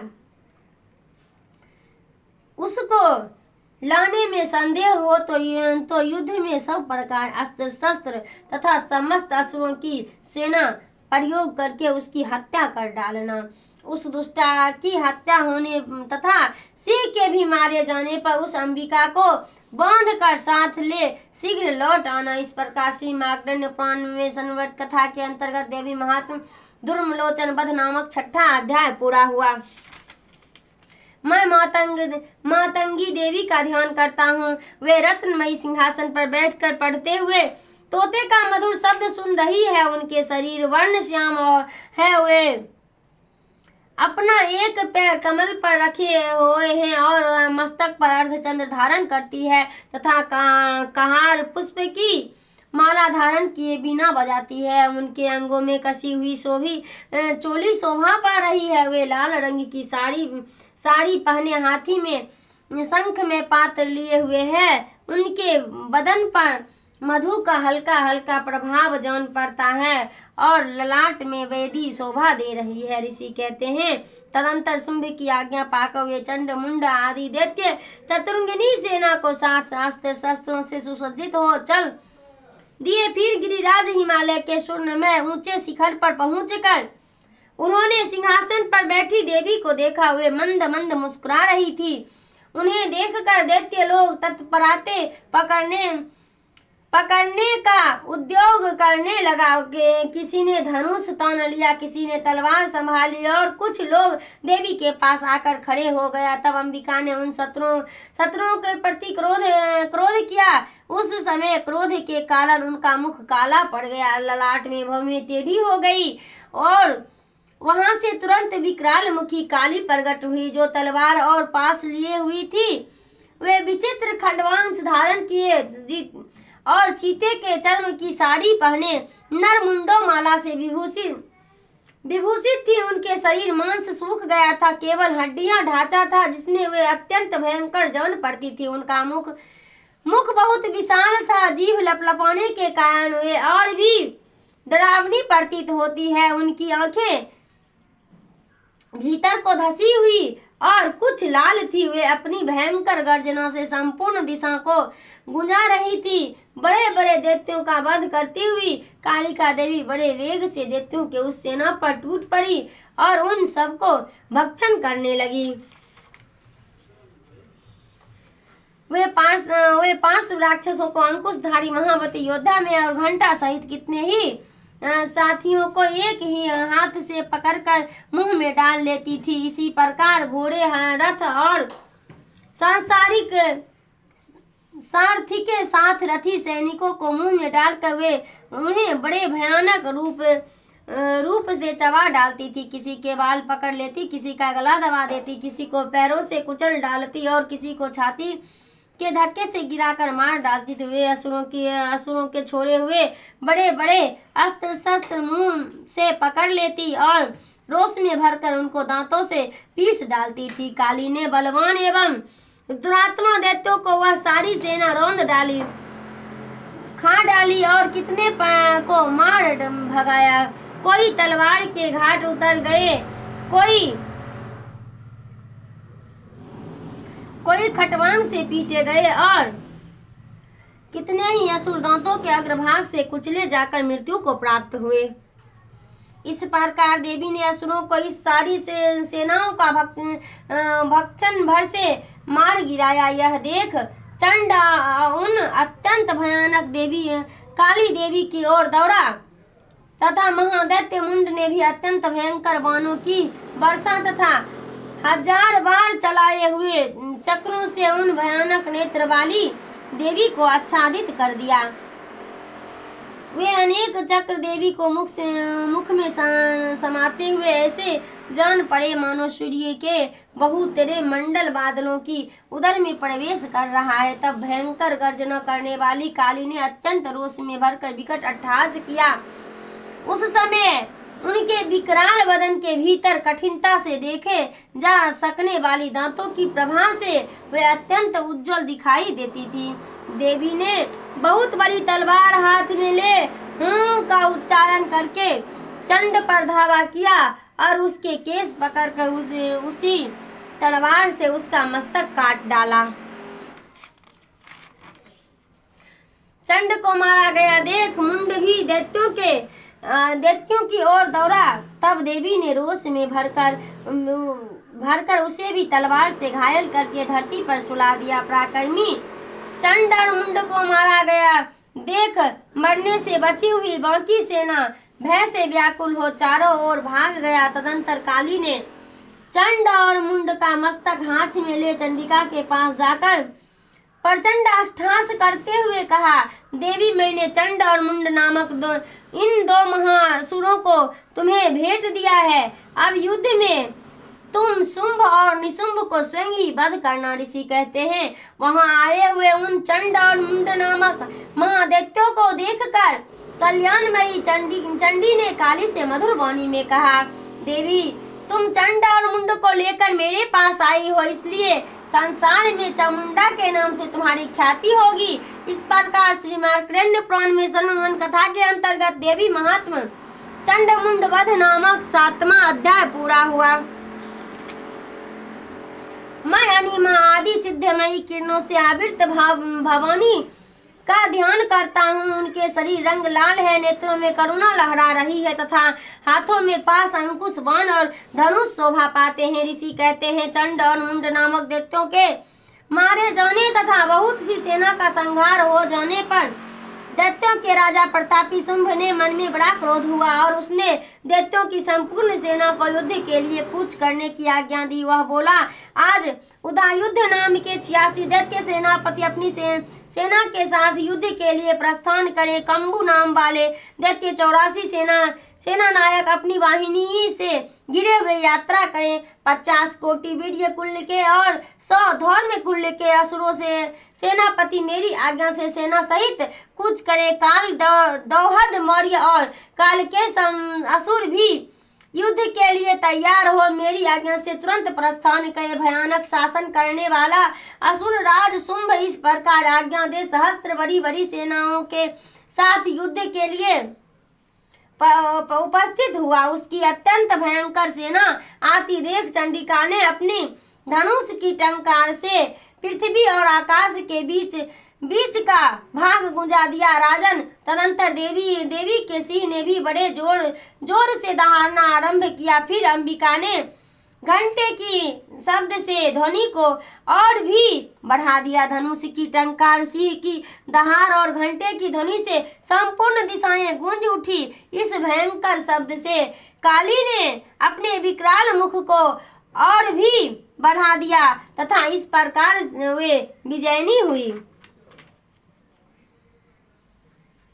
उस तुमुल नाद को सुनकर दैत्यों की सेना ने चारों ओर से आकर चंडिका देवी, सिंह तथा काली देवी को क्रोध पूर्वक घेर लिया। राजन इसी बीच में असुरों के विनाश तथा देवताओं के उभेदु लिए ब्रह्मा, शिव, कार्तिकेय, विष्णु तथा इंद्र आदि देवों की शक्ति जो अत्यंत पराक्रम और बल से संपन्न थी उनके शरीर से निकलकर उन्हीं के रूप में चंडिका देवी के पास गई।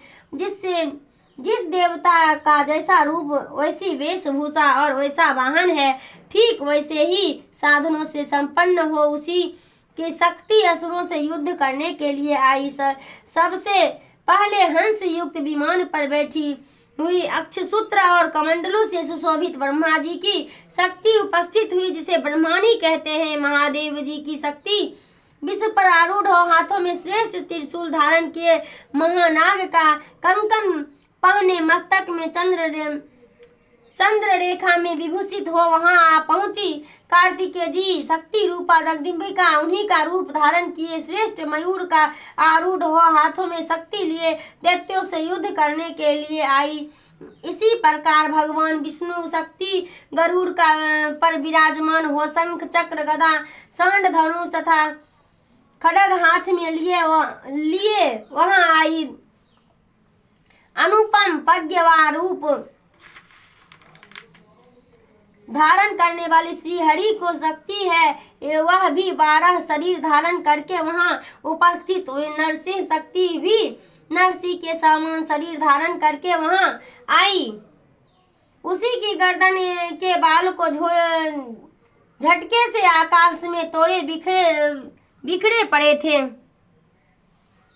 इसी प्रकार इंद्र की शक्ति वज्र हाथ में लिए गजराज ऐरावत बैठकर आई। उसके भी सहस्त्र नेत्र थे। इंद्र का जैसा रूप वैसा ही उसका भी था। तदंतर उन देव शक्तियों से घिरे हुए महादेव जी ने चंडिका से कहा, मेरी प्रसन्नता के लिए तुम शीघ्र ही इन असुरों को संहार करो।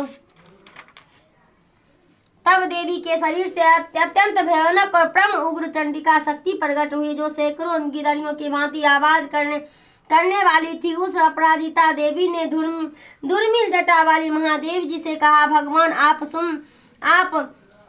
शुंभ निशुंभ के पास दूत बनकर जाइए और उन अत्यंत गर्वीले दानव शुंभ एवं निशुंभ दोनों से कहिए, साथ ही उनके अतिरिक्त भी जो दानव युद्ध के लिए वहां उपस्थित हो उनके भी यह संदेश दीजिए, दैत्यों यदि तुम जीवित रहना चाहते हो तो पाताल को लौट जाओ। इंद्र को त्रिलोकी का राज्य मिल जाए और देवता यक्ष भाग का उपयोग करे। यदि बल के घमंड में आकर तुम युद्ध की अभिलाषा रखते हो तो आओ, मेरी शिवानी योगिनी तुम्हारे कच्चे मांस को तृप्त हो चुकी है। उस देवी ने भगवान शिव को दूत के कार्य में नियुक्त किया, इसलिए वह शिव दूती के नाम से संसार में विख्यात हुई है। वे महादैत्य भी भगवान शिव के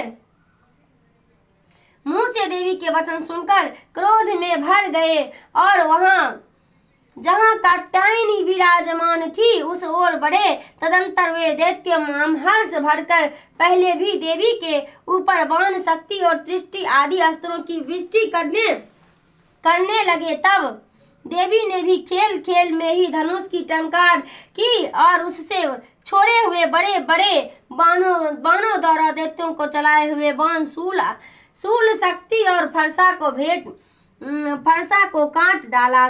फिर काली उनके आगे होकर शत्रुओं को शूल के प्रहार से विदीर्ण करने लगी और खड्वांग उनका कंचुमर निकालती हुई रणभूमि में विचरने लगी। ब्रह्मानी भी जिस ओर दौड़ती उसी ओर अपने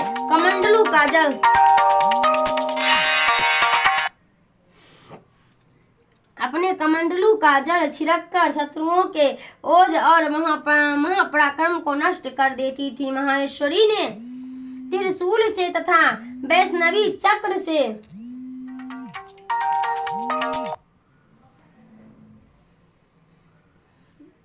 से और अत्यंत क्रोध में भरी हुई कुमार कार्तिकेय की शक्ति से दैत्यों को संहार आरंभ किया। इंद्र शक्ति वज्र प्रहार से विदीर्ण हो सैकड़ों दैत्य दानव रक्ति की धारा बहाते हुए पृथ्वी पर सो गए। बारहवीं शक्ति ने कितनों को अपनी थुथुन की मार से नष्ट किया। दाढ़ के अग्रभाग से कितना ही छाती भेद डाली तथा कितने ही दैत्य उसके चक्र की चोट से विदीर्ण होकर गिर पड़े। नरसिंह भी दूसरे महादैत्यों को अपनी नखों से विदीर्ण करके खाती और सिंहनाद से दिशाओं एवं आकाश को गुंजाती हुई युद्ध क्षेत्र में विचरने लगे। कितने ही असुर शिव दूतों के प्रचंड अट्टहास से अत्यंत भयभीत हो पृथ्वी पर गिर पड़े और गिरने पर उन्हें शिव दूती उस समय अपना ग्रास बना लिया। इस प्रकार क्रोध में भरे हुए मातृगणों को नाना प्रकार के आयों से बड़े बड़े असुरों का मर्दन करते हुए देख दैत्यों सैनिक भाग खड़े हुए। मातृगणों से पीड़ित दैत्यों को युद्ध से भागते देख रक्तबीज नामक महादैत्य क्रोध में भरकर युद्ध करने के लिए आया। इसे उसके शरीर से तब रक्त की बूंद पृथ्वी पर गिरती, तब उसी के समान शक्तिशाली एक दूसरा महादैत्य पृथ्वी पर पैदा हो जाता। अब महासुर रक्तबीज हाथ में गदा लेकर इंद्र शक्ति के साथ युद्ध करने लगा। तब इंद्री ने अपनी वज्र से रक्तबीज को मारा। वज्र से घायल होने पर उसी के शरीर बहुत सा रक्त चूने लगा और उसी के समान तथा महापराक्रम योद्धा उत्पन्न होने लगे। उसके शरीर से रक्त की जितनी बूंदें गिरी उतने ही पुरुष उत्पन्न हो गए। वे सब रक्तबीज के सामान ही वीर्यवान, बलवान तथा महापराक्रमी थे। वे रक्त से उत्पन्न होने वाले पुरुष भी अत्यंत भयंकर अस्त्र शस्त्र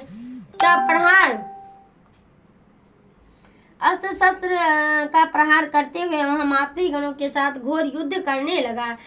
पुनः वज्र के प्रहार से जब उसका मस्तक घायल हुआ तब रक्त बहने लगा और उससे 1000 पुरुष उत्पन्न हो गए। वैष्णवी ने क्रोध में रक्तबीज का चक्र का प्रहार किया तथा इंद्री ने उस दैत्य सेनापति को गदा से चोट पहुंचाई। वैष्णवी चक्र से घायल होने पर उसी के शरीर से जो रक्त बहा और उसी के बराबर आकार वाले सहस्त्र महादैत्य प्रकट हुए। उनको द्वारा संपूर्ण जगत व्याप्त हो गया था। कुमारी ने शक्ति से 12वीं खड्ग में और महेश्वरी ने त्रिशूल से महादैत्य रक्तबीज को घायल किया। अक्रोध में भरे हुए महादैत्य रक्तबीज भी गदा से सभी मातृ शक्तियों पर पृथक पृथक प्रहार किया। शक्ति और शूल आदि से अनेक बार घायल होने पर उसके शरीर से रक्तबीज की धारा बह गिरी। उससे भी निश्चय ही सैकड़ों असुर उत्पन्न हुए। इस प्रकार उस महादैत्य के रक्त से प्रकट हुए असुरों का संपूर्ण जगत व्याप्त हो गया। इससे उन दैत्यों के बड़ा भय हुआ।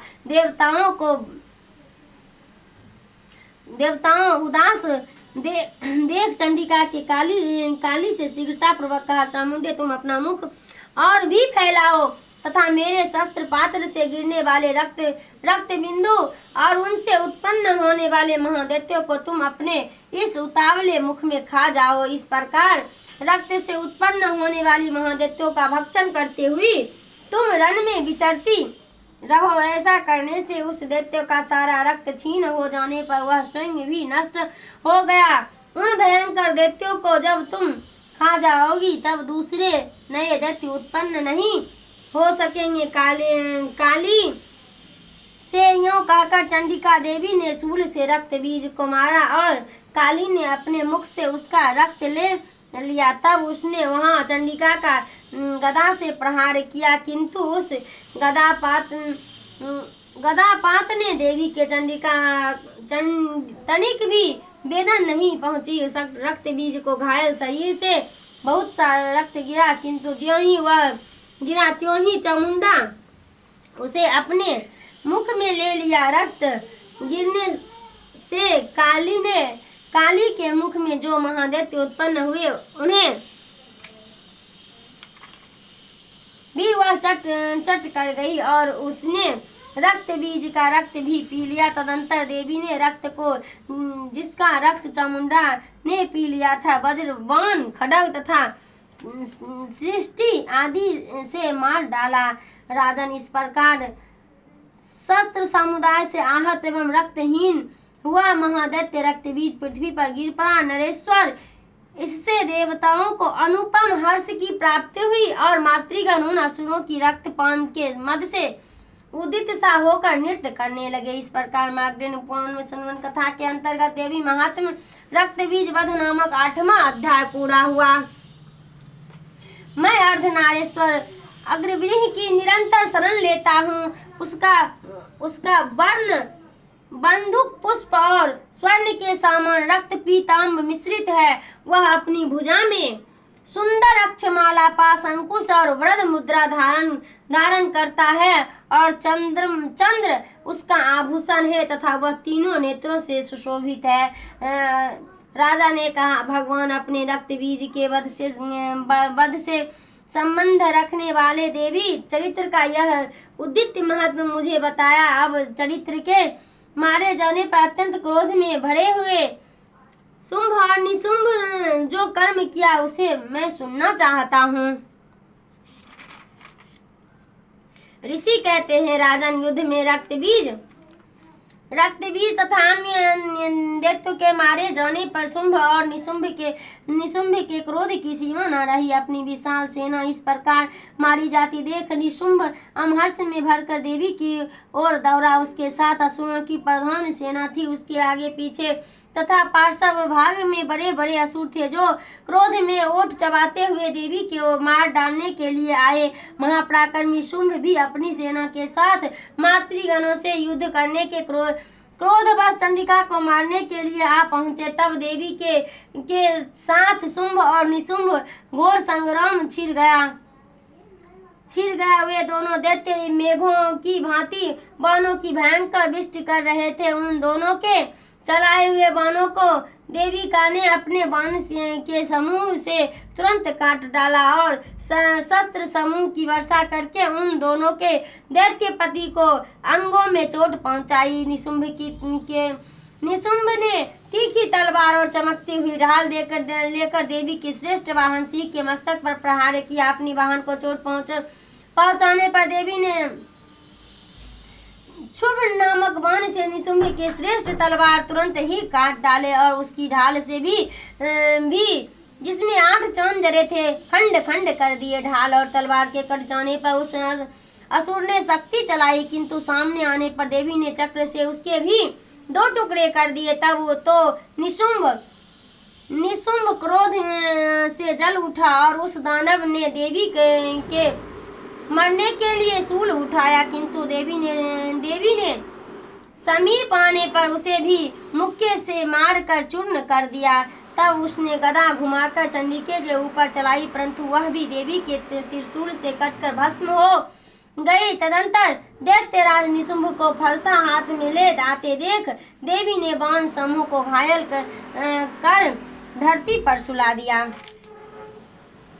उस भयंकर महापराक्रमी भाई निशुंभ के धराशायी हो जाने पर शुंभ को बड़ा क्रोध हुआ और अंबिका का वध करने के लिए वह आगे बढ़ा। रथ पर बैठे बैठे ही उत्तम आयुधों से सुशोभित अपनी बड़ी बड़ी 8 अनुपम भुजाओं से समूचे आकाश को ढक कर वह उद्दित शोभा पाने लगा। उसे आते देख देवी ने शंख बजाया और धनुष की प्रत्यंचा की, अत्यंत दुस्मय शब्द किया। साथ ही अपनी घंटे की शब्द जो समस्त दैत्य सेना को तेज नष्ट करने वाला था संपूर्ण दिशाओं को व्याप्त कर दिया। तदंतर सिंह ने भी अपनी दहाड़ से उसे सुनकर बड़े बड़े गजराजाओं का महान मद दूर हो जाता था। आकाश, पृथ्वी और 10 दिशाओं को गुंजा दिया। फिर काली ने आकाश में उछलकर अपने दोनों हाथों से पृथ्वी पर आघात किया। उससे ऐसा भयंकर शब्द हुआ जिससे पहले के सभी शब्द शांत हो गए थे। तत्पश्चात शिवदूती दैत्यों के लिए अमंगलजनक अट्टहास किया। उन शब्द को सुनकर समस्त असुर थर्रा उठे, किंतु शुंभ को बड़ा क्रोध हुआ। उस समय देवी ने जब शुंभ को लक्ष्य करके कहा, ओ दुरात्म, खड़ा रह। तभी आकाश में खड़े हुए देवता बोल उठे, जय हो, जय हो। शुंभ ने वहां आकर ज्वालाओं से युक्त अत्यंत भयानक शक्ति जलाई। अग्नि में पर्वत के समान आती हुई उस शक्ति को देवी ने बड़े भारी शूल से दूर हटा दिया। उस समय शुंभ के सिंहनाद तीनों लोग गूंज उठे। राजन, उसकी प्रतिध्वनि वज्रपात के समान भयानक शब्द हुआ जिसने अन्य सब शब्द को जीत लिया। शुंभ के चलाए हुए बाण के देवी और देवी के चलाए हुए बाण के शुंभ अपने भयंकर बाण द्वारा सैकड़ों और 1000 टुकड़े कर दिए। तब क्रोध में भरी हुई चंडिका शुंभ को शूल से मारा। उसके आघात से मूर्छित हो वह पृथ्वी पर गिर पड़ा। इतने में ही निशुंभ को चेतना हुई और उसने धनुष हाथ में लेकर ब्राह्मणों बाणों द्वारा देवी काली तथा सिंह को घायल कर डाला। फिर उस दैत्यराज उस 10,000 बाण बनाकर सैकड़ों चक्र से प्रहार चंडिका के आच्छादित कर दिया। तब दुर्गम पीड़ा का नाश करने वाली भगवती दुर्गा ने कुपित होकर अपने बाणों से उन चक्र तथा बाणों को काट गिराया। यह देख निशुंभ दैत्य सेना के साथ चंडिका का वध करने के लिए हाथ में गदा ले खड़े बड़े वेग से दौड़ा। उसके आते ही चंडी ने तीखी धार वाली तलवार उसकी गदा को शीघ्र ही काट डाला। तब उसने शूल हाथ में ले लिया। देवताओं को पीड़ा देने वाली निशुंभ को शूल हाथ में लिए आते देख चंडिका वेग से चलाई अपने शूल से उसकी छाती भेद डाली। शूल से विदीर्ण हो जाने पर उसकी छाती से एक दूसरा महाबली एवं महापराक्रमी पुरुष खड़ी रह कहता हुआ निकला। उसे निकलते हुए पुरुष की बात सुनकर देवी ठठाकर हंस पड़ी और खड्ग से उन्होंने उसका मस्तक काट डाला। फिर तो वह पृथ्वी पर गिर पड़ा। तदंतर सिंह अपनी दाढ़ से असुरों की गर्दन कुचलकर खाने लगा। यह बड़ा भयंकर दृश्य था। उधर काली तथा शिवदूती ने भी अन्याय देवता का भक्षण आरंभ किया। कौमारी शक्ति विदीर्ण होकर कितने ही महादैत्य नष्ट हो गए। ब्रह्मानी मंत्रपूत जिससे निस्तेज होकर कितने ही भाग खड़े हुए। कितने ही दैत्य महेश्वरी के शूल से छिन्न भिन्न हो धराशायी हो गई। बारामी तुथुन के आघात से कितने पृथ्वी पर कचूमर निकल गया। वैष्णवी ने भी अपनी चक्र से दानव के टुकड़े टुकड़े कर डाले। देवी के हाथ से छूटे हुए वज्र भी जितने भी बाणों से हाथ धो बैठे। कुछ असुर नष्ट हो गए, कुछ उस महायुद्ध में भाग गए तथा कितने ही काली शिवदूती तथा सिंह के ग्रास बन गए। इस प्रकार से मार्कंडेय पुराण मुसलमान कथा के अंतर्गत देवी महात्म्य निशुंभ वध नामक 9वां अध्याय पूरा हुआ। 10वां अध्याय। मैं मस्तक पर चंद्र धारण करने वाली शिव शक्ति रूपा भगवती कामेश्वरी का हृदय में चिंतन करता हूँ। वे तपाए हुए स्वर्ण के समान सुंदर हैं। सूर्य, चंद्रमा और अग्नि यही तीन उनके नेत्र हैं तथा वे अपने मनोहर हाथों में धनुष, बाण, अंकुश, पाश और शूल धारण किए हुए हैं। ऋषि कहते हैं, राजन अपने प्राणों के सामान प्यारे भाई निशुंभ को मारा गया देख तथा सारी सेना का संहार होता जान शुंभ ने कुपित होकर कहा, दुष्ट दुर्गे, तू बल के अभिमान में आकर झूठ मूठ का घमंड न दिखा। तू बड़ी माननी बनी हुई है, किंतु दूसरी स्त्रियां का बल का सहारा लेकर लड़ती है। देवी बोली, ओ दुष्ट, मैं अकेली ही हूँ। इस संसार में मेरे सिवा दूसरा कौन है? देख, ये मेरी ही विभूतियाँ हैं, अतः मुझ में ही प्रवेश कर रही है। तदंतर ब्रह्माजी आदि समस्त देवियां अंबिका देवी के शरीर में लीन हो गई। उस समय केवल अंबिका देवी ही रह गई थी। देवी बोली, मैं अपनी ऐश्वर्य शक्ति से अनेक रूप में यहाँ उपस्थित हुई थी। उन सब पापों को मैंने समेट लिया। अब अकेली ही युद्ध में खड़ी हूँ, तुम भी स्थिर हो जाओ। ऋषि कहते हैं, तदंतर देवी और शुंभ दोनों में सब देवताओं तथा दानवों के देखते देखते भयंकर युद्ध छिड़ गया। बाणों की वर्षा तथा तीखे शस्त्र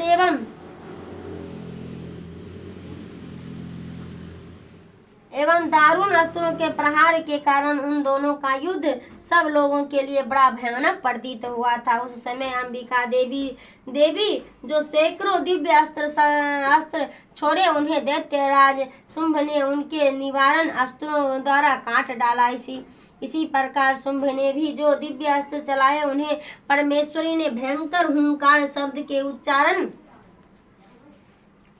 उच्चारण आदि द्वारा खिलवाड़ में ही नष्ट कर डाले। तब उस असुर ने सैकड़ों बाणों से देवी के आच्छादित कर दिया। यह देख क्रोध में भरी हुई उन देवी ने भी बाण मारकर उसका धनुष काट डाला। धनुष कट जाने पर फिर दैत्यराज ने शक्ति हाथ में ली, किंतु देवी ने चक्र से उसके हाथ की शक्ति को भी काट गिराया। तत्पश्चात दैत्यों के स्वामी शुंभ ने 100 चांद वाली चमकती हुई ढाल और तलवार हाथ में ले उस समय देवी पर धावा किया। उसके आते ही चंडिका ने अपने धनुष से छोड़े हुए तीखे बाण द्वारा उसकी सूर्य किरणों के समान उज्जवल ढाल और तलवार को तुरंत काट दिया।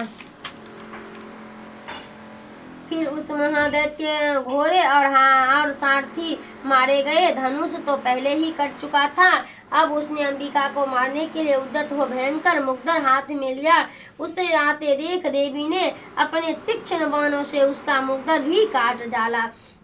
तिस पर भी वह असुर मुक्का तान कर बड़े वेग से देवी को और झपटा। उस दैत्यराज ने देवी की छाती में मुक्का मारा, तब उन देवी ने भी उसकी छाती में एक चाटा जड़ दिया। देवी का थप्पड़ खाकर दैत्यराज शुंभ पृथ्वी पर गिर पड़ा, किंतु पुनः सहसा पूर्वक उठकर खड़ा हो गया। फिर वह उछला और देवी को ऊपर ले जाकर आकाश में खड़ा हो गया। तब चंडिका आकाश में भी बिना किसी आधार के ही कि शुंभ के साथ युद्ध करने लगी। उस समय दैत्य और चंडिका आकाश में एक दूसरे से लड़ने लगी। उनका वह युद्ध पहले सिद्ध और मुनियों को विस्मय में डालने वाला हुआ। फिर अंबिका ने शुंभ के साथ बहुत देर तक युद्ध करने के पश्चात उसे उठाकर घुमाया और पृथ्वी पर पटक दिया। पटके जाने पर पृथ्वी पर आने के बाद वह दुष्ट दैत्य पुनः चंडिका का वध करने के लिए उनकी ओर वेग से दौड़ा। तब समस्त दैत्यों के राजा शुंभ को अपनी ओर आते देख देवी ने त्रिशूल से उसकी छाती भेद कर उसे पृथ्वी पर गिरा दिया। देवी की शूल की धार से घायल होने पर उसके प्राण परेखु उड़ गए और वह समुद्र दीप द्वार तथा पर्वत सहित समूची पृथ्वी को कांपता हुआ भूमि पर गिर पड़ा। तदंतर उस दुष्टा के मारे जाने पर संपूर्ण जगत प्रसन्न एवं पूर्ण स्वस्थ हो गए तथा आकाश स्वच्छ दिखाई देने लगा। पहले जो उत्पात सूचक मेघ और उत्पात होते थे वे सब शांत हो गए तथा उस दैत्य के मारे जाने पर नदियां भी ठीक मार्ग से बहने लगी। उस समय शुंभ की मृत्यु के बाद संपूर्ण देवता का हृदय हर्ष में भर गया और गंधर्व गण मधुर गीत गाने लगे। दूसरे गंधर्व बाजे बजाने लगे और अप्सराएं नाचने लगी। पवित्र वायु बहने लगे। सूर्य की प्रभा उत्तम हो गई। अग्निशाला की बुझी हुई आग अपने आप प्रज्वलित हो उठी तथा संपूर्ण दिशाओं के भयंकर शब्द शांत हो गए। इस प्रकार श्रीमान कृष्ण पुराण कथा के अंतर्गत देवी महात्म शुभ वध नामक 10वां अध्याय पूरा हुआ। 11वां अध्याय मैं भुवनेश्वरी देवी का ध्यान करता हूँ। उनके श्री अंगों की आभा प्रभात के सूर्य के समान है और मस्तक पर चंद्रमा का मुकुट है। वे उभरे हुए स्तन और 3 नेत्रों से युक्त है। उनके मुख पर मुस्कान की छटा छाई रहती है और हाथ में वरद अंकुश पाश एवं अभय मुद्रा शोभा पाते हैं। ऋषि कहते हैं देवी के द्वारा वहाँ महादैत्यपति शुंभ के मारे जाने पर इंद्र आदि देवता अग्नि को आगे करके उन कात्यायनी देवी की स्तुति करने लगे। उस समय अभिष्ट की प्राप्ति करने से उनके मुख कमल दमक उठे थे और उनके आकाश से दिशाएं भी जगमगा उठी थी। देवता बोले, शरणागत की पीड़ा दूर करने वाली देवी हम पर प्रसन्न हो। संपूर्ण जगत की माता प्रसन्न हो। विश्वेश्वरी विश्व की रक्षा करो। देवी तुम ही चराचर जगत की अधीश्वरी हो। तुम इस जगत को एकमात्र आधार हो, क्योंकि पृथ्वी रूप में तुम्हारी ही स्थिति है। देवी तुम्हारा पराक्रम अलंघनीय है। तुम ही जल रूप में स्थित होकर संपूर्ण जगत को तृप्त करती हो। तुम अत्यंत बल संपन्न वैष्णवी शक्ति हो। इस विश्व की कारण भूता पारा माया हो देवी।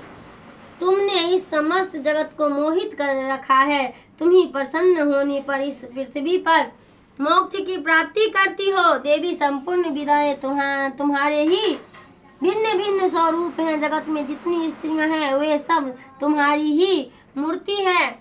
जगदम्ब एकमात्र तुमने ही इस पृथ्वी को व्याप्त कर रखा है। तुम्हारी स्तुति क्या हो सकती है।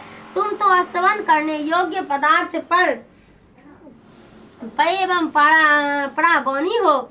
तब तुम सर्व स्वरूपा देवी स्वर्ग तथा मोक्ष प्रदान करने वाली हो।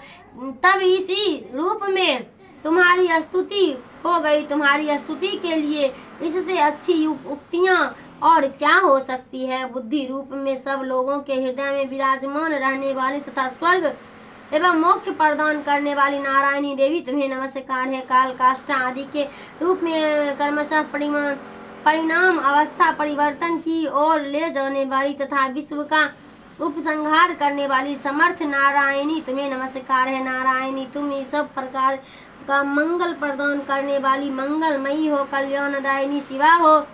सब पुरुषार्थों को सिद्ध करने वाली शरणागत सुला तीन नेत्र वाली एवं गौरी हो। तुम्हें नमस्कार है। तुम सृष्टि पालन एवं संहार की शक्ति भूता सनातनी देवी गुणों का आधार तथा सर्वगुणमयी हो। नारायणी तुम्हें नमस्कार है। शरण में आए हुए दीन एवं पीड़ित की रक्षा में संलग्न रहने वाले तथा सबकी पीड़ा दूर करने वाली नारायणी देवी तुम्हें नमस्कार है। नारायणी तुम ब्रह्मा जी का रूप धारण करके हंस से जुते हुए विमान पर बैठी तथा कुश मिश्रित जल छिड़कती रहती हो। तुम्हें नमस्कार है। महेश्वरी रूप में त्रिशूल चंद्रमा एवं सर्प का धारण करने वाली तथा महान वृक्ष की पीठ पर बैठने वाली नारायणी देवी तुम्हें नमस्कार है। मोर और मुर्गों से घिरी रहने वाली तथा शक्ति महाशक्ति धारण करने वाली कौमारिका रूप धारणी निष्पाप नारायणी तुम्हें नमस्कार है। शंख चक्र गदा और सांड धनुष रूप उत्तम आयुधों को धारण करने वाली वैष्णवी शक्ति रूपा नारायणी तुम प्रसन्न हो। तुम्हें नमस्कार है। हाथों में भयानक महाचक्र लिए और क्रोध और दाढ़ों पर धरती को उठाए 12 रूप धारणी कल्याणी नारायणी तुम्हें नमस्कार है। भयंकर नृसिंह रूप में दैत्यों को वध के लिए उद्योग करने वाली तथा त्रिभुवन की रक्षा में संलग्न रहने वाली नारायणी तुम्हें नमस्कार है।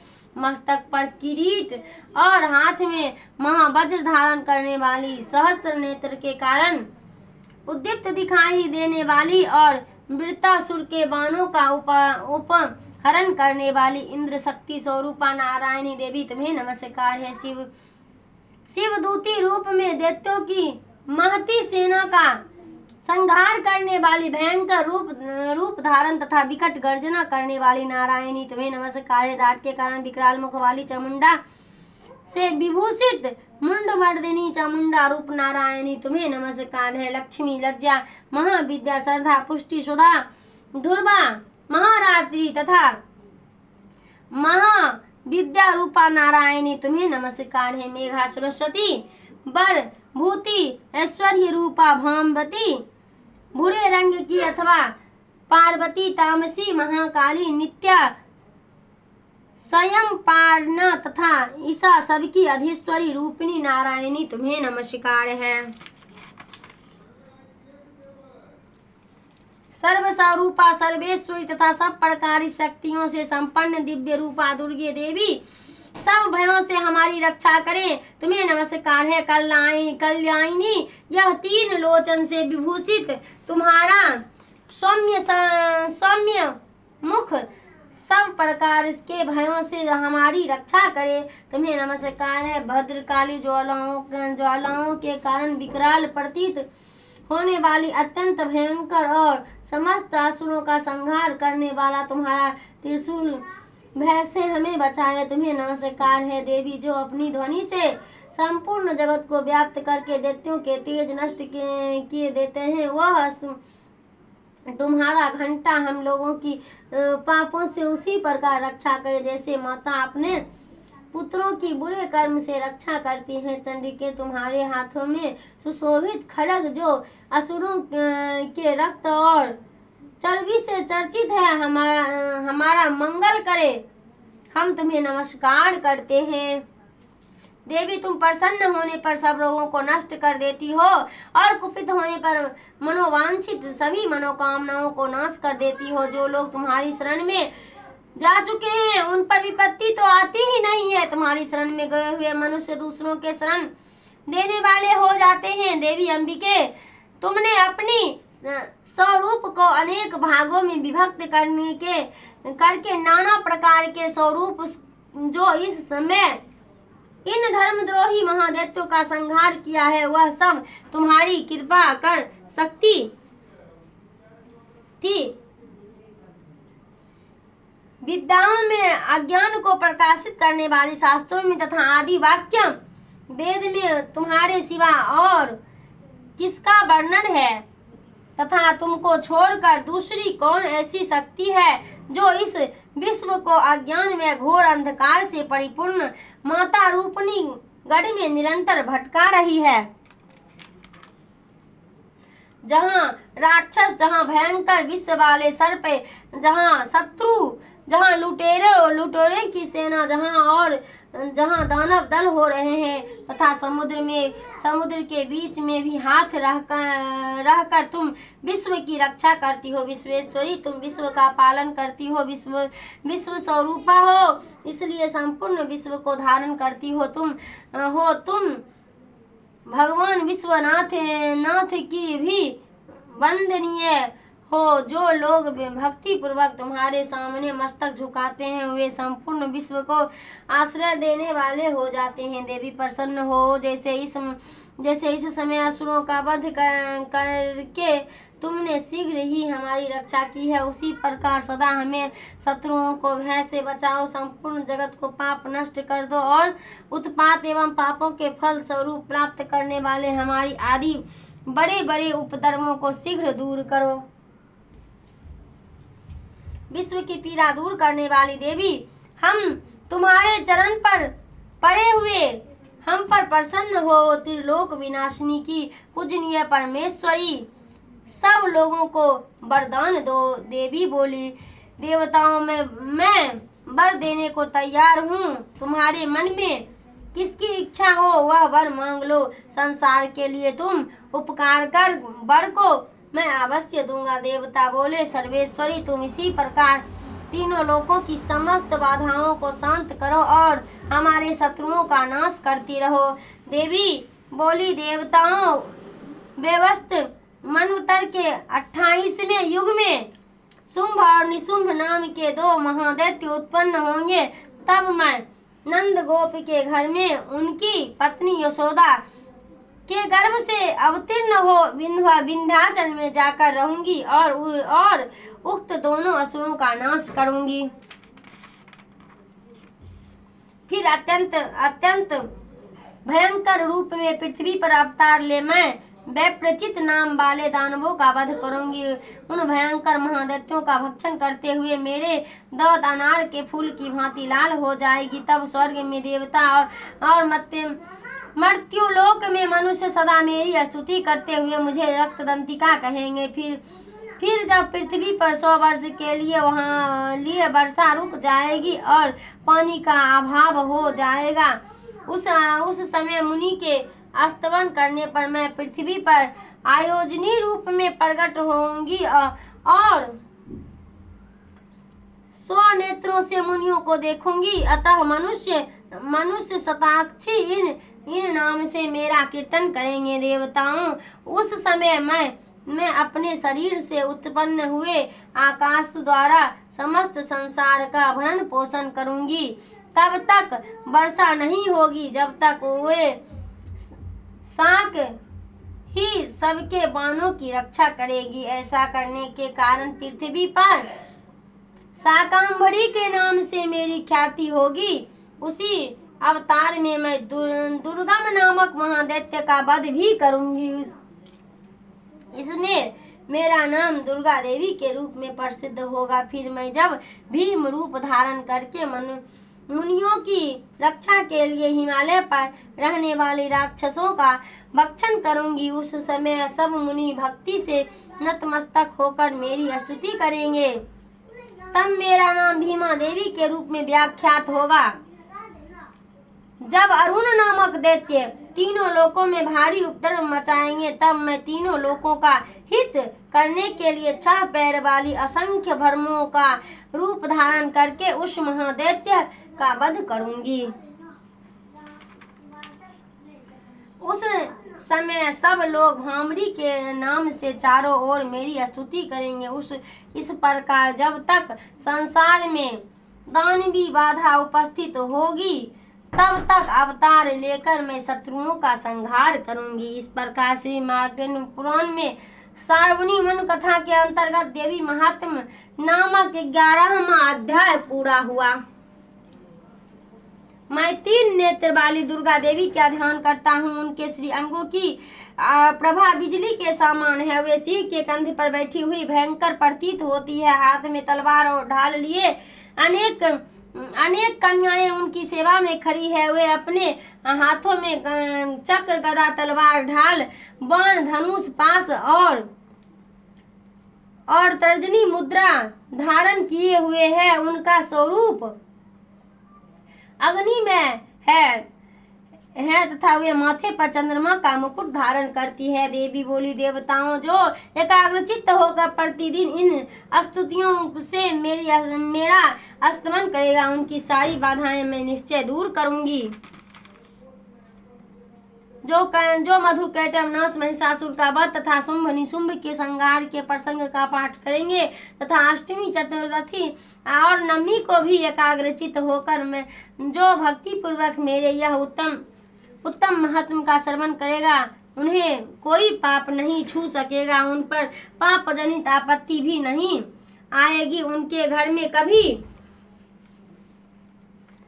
दरिद्रता नहीं होगी तथा उनको कभी प्रेमी जनों का विच्छोह का कष्ट भी नहीं भोगना पड़ेगा। इतना ही नहीं, उन्हें शत्रुओं से, लुटेरों से, राजाओं से, शस्त्र, अग्नि में जल तथा जल की राशि से भी कभी भय नहीं होगा। इसलिए सबको एकाग्रचित्त होकर भक्ति पूर्वक मेरे इस महात्म को सदा पढ़ना और सुनना चाहिए। यह परम कल्याण कारक है। मेरा महात्म मारीचनित समस्त उपधर्म तथा आध्यात्मिक आदि तीनों प्रकार के उत्पात को शांत करने वाला है।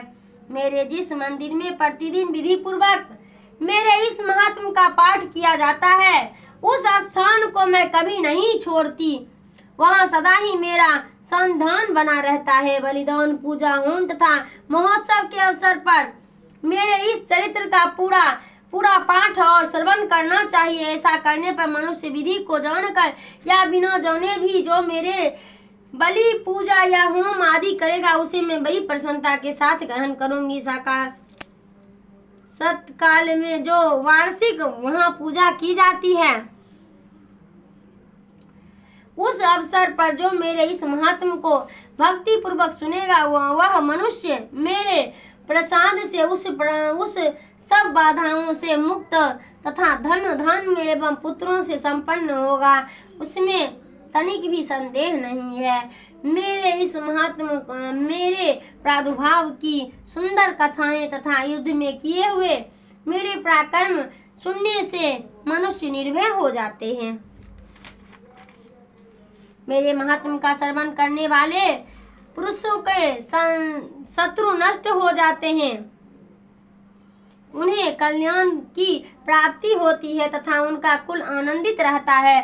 सर्वत्र शांति कर्म में बुरे स्वप्न दिखाई देने पर तथा ग्रह जनित भयंकर पीड़ा उपस्थित होने पर मेरा महात्म श्रवण करना चाहिए। इससे सब विघ्न तथा भयंकर ग्रह पीड़ा शांत हो जाती है और मनुष्य द्वारा देखा हुआ दुख स्वप्न शुभ स्वप्न परिवर्तित हो जाता है। बाल ग्रहों से आकांत हुए बालकों के लिए यह महात्म कांति कारक है तथा मनुष्य के संगठन में फूट होने पर यह अच्छी प्रकार मित्रता करने वाला होता है। यह महात्मा समस्त दुराचारियों के बल का नाश करने वाला है। इसके पाठ मात्र से राक्षस, भूत और पिशाच का नाश हो जाता है। यह मेरा महात्मा मेरे समीप प्राप्त करने वाला है।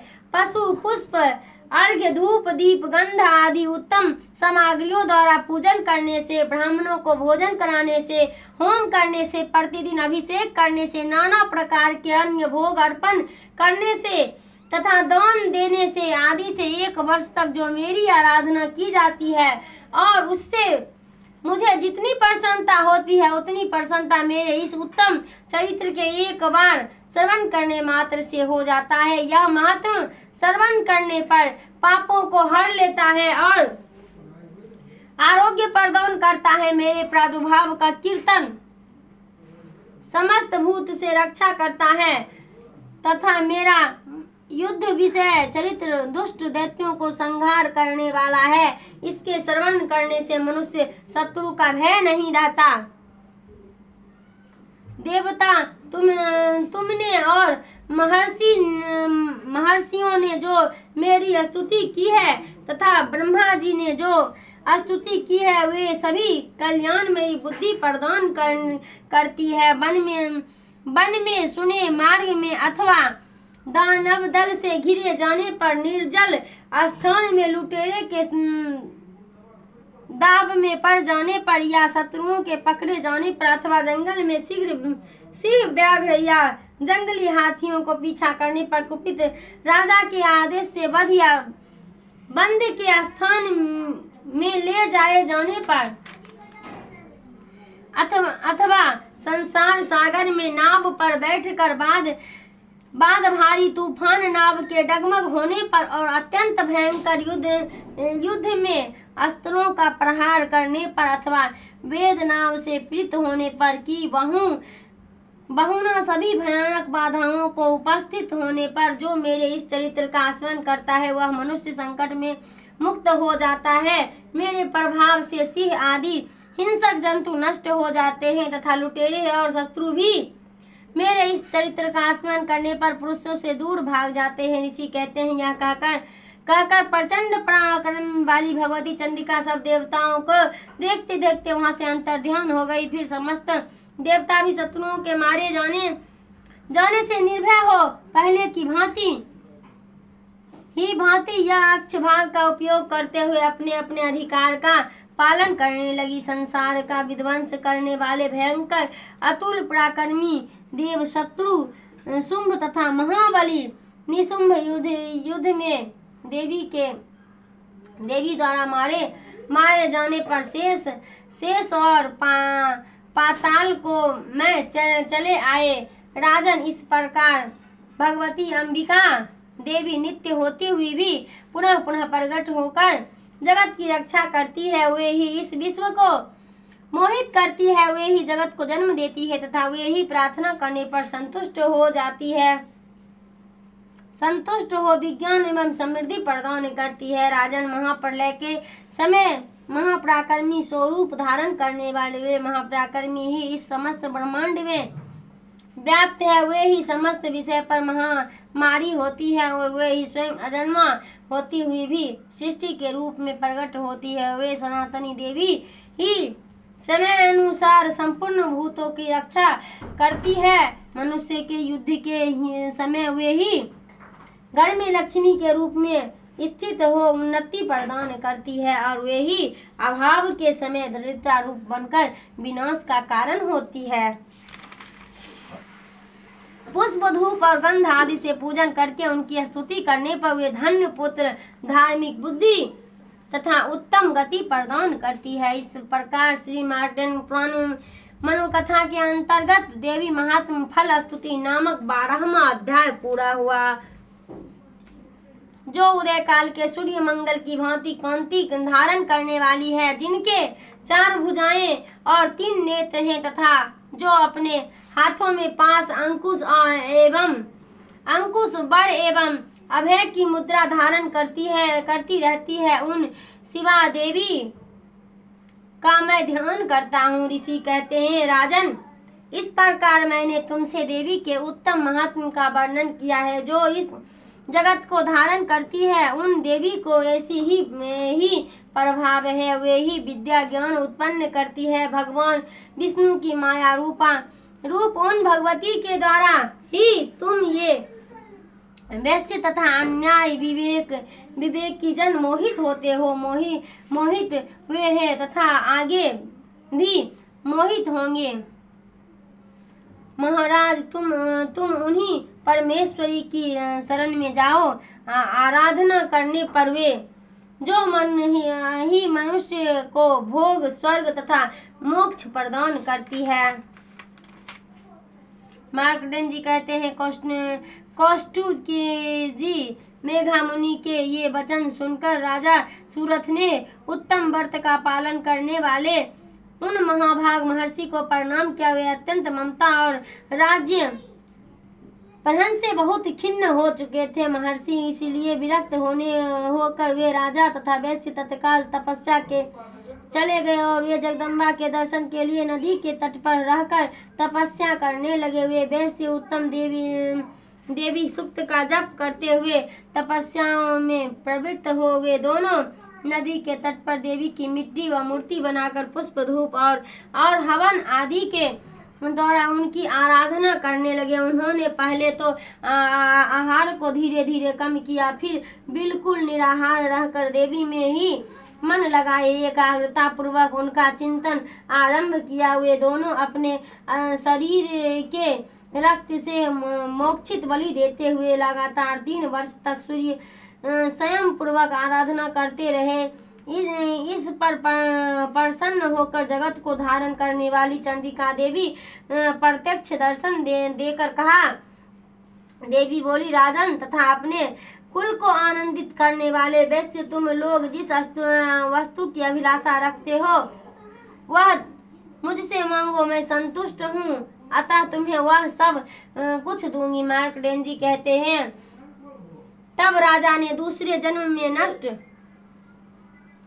न होने वाला राज्य मांगा तथा इस संसार में भी शत्रुओं की सेना को बलपूर्वक नष्ट करके पुनः अपना राज्य प्राप्त कर लेने का वरदान मांगा। वैश्य का चित्त संसार की ओर से खिन्न एवं विरक्त हो चुका था और वे बड़े बुद्धिमान थे, अतः उस समय उन्होंने तो ममता और अहंता रूप आसक्ति का नाश करने वाला ज्ञान मांगा। देवी बोली, राजन, तुम बड़े ही दिनों में शत्रुओं को मारकर अपना राज्य प्राप्त कर लोगे।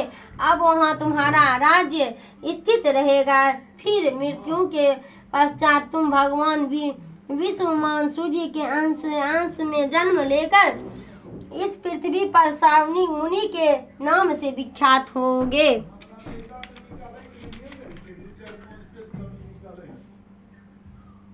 वैश्य वर, तुमने भी जिस वर को मुझसे प्राप्त करने की इच्छा की है उसे देती हूँ। तुम्हें मोक्ष के लिए ज्ञान प्राप्त होगा। मार्कंडेय जी कहते हैं, इस प्रकार उन दोनों को मनोवांछित वरदान देकर तथा उनके द्वारा भक्ति पूर्वक अपनी स्तुति को सुनकर देवी अंबिका तत्काल अंतर ध्यान हो गई। इस तरह देवी से वरदान पाकर क्षत्रिय श्रेष्ठ सूर्य से जन्म ले स्वर्ण नामक मनु होंगे। इस प्रकार श्री मार्कंडेय पुराण में संवरण कथा के अंतर्गत देवी महात्म सूरत और वैश्य वरदान नामक 13वां अध्याय पूरा हुआ। बोलो दुर्गा मैया की जय।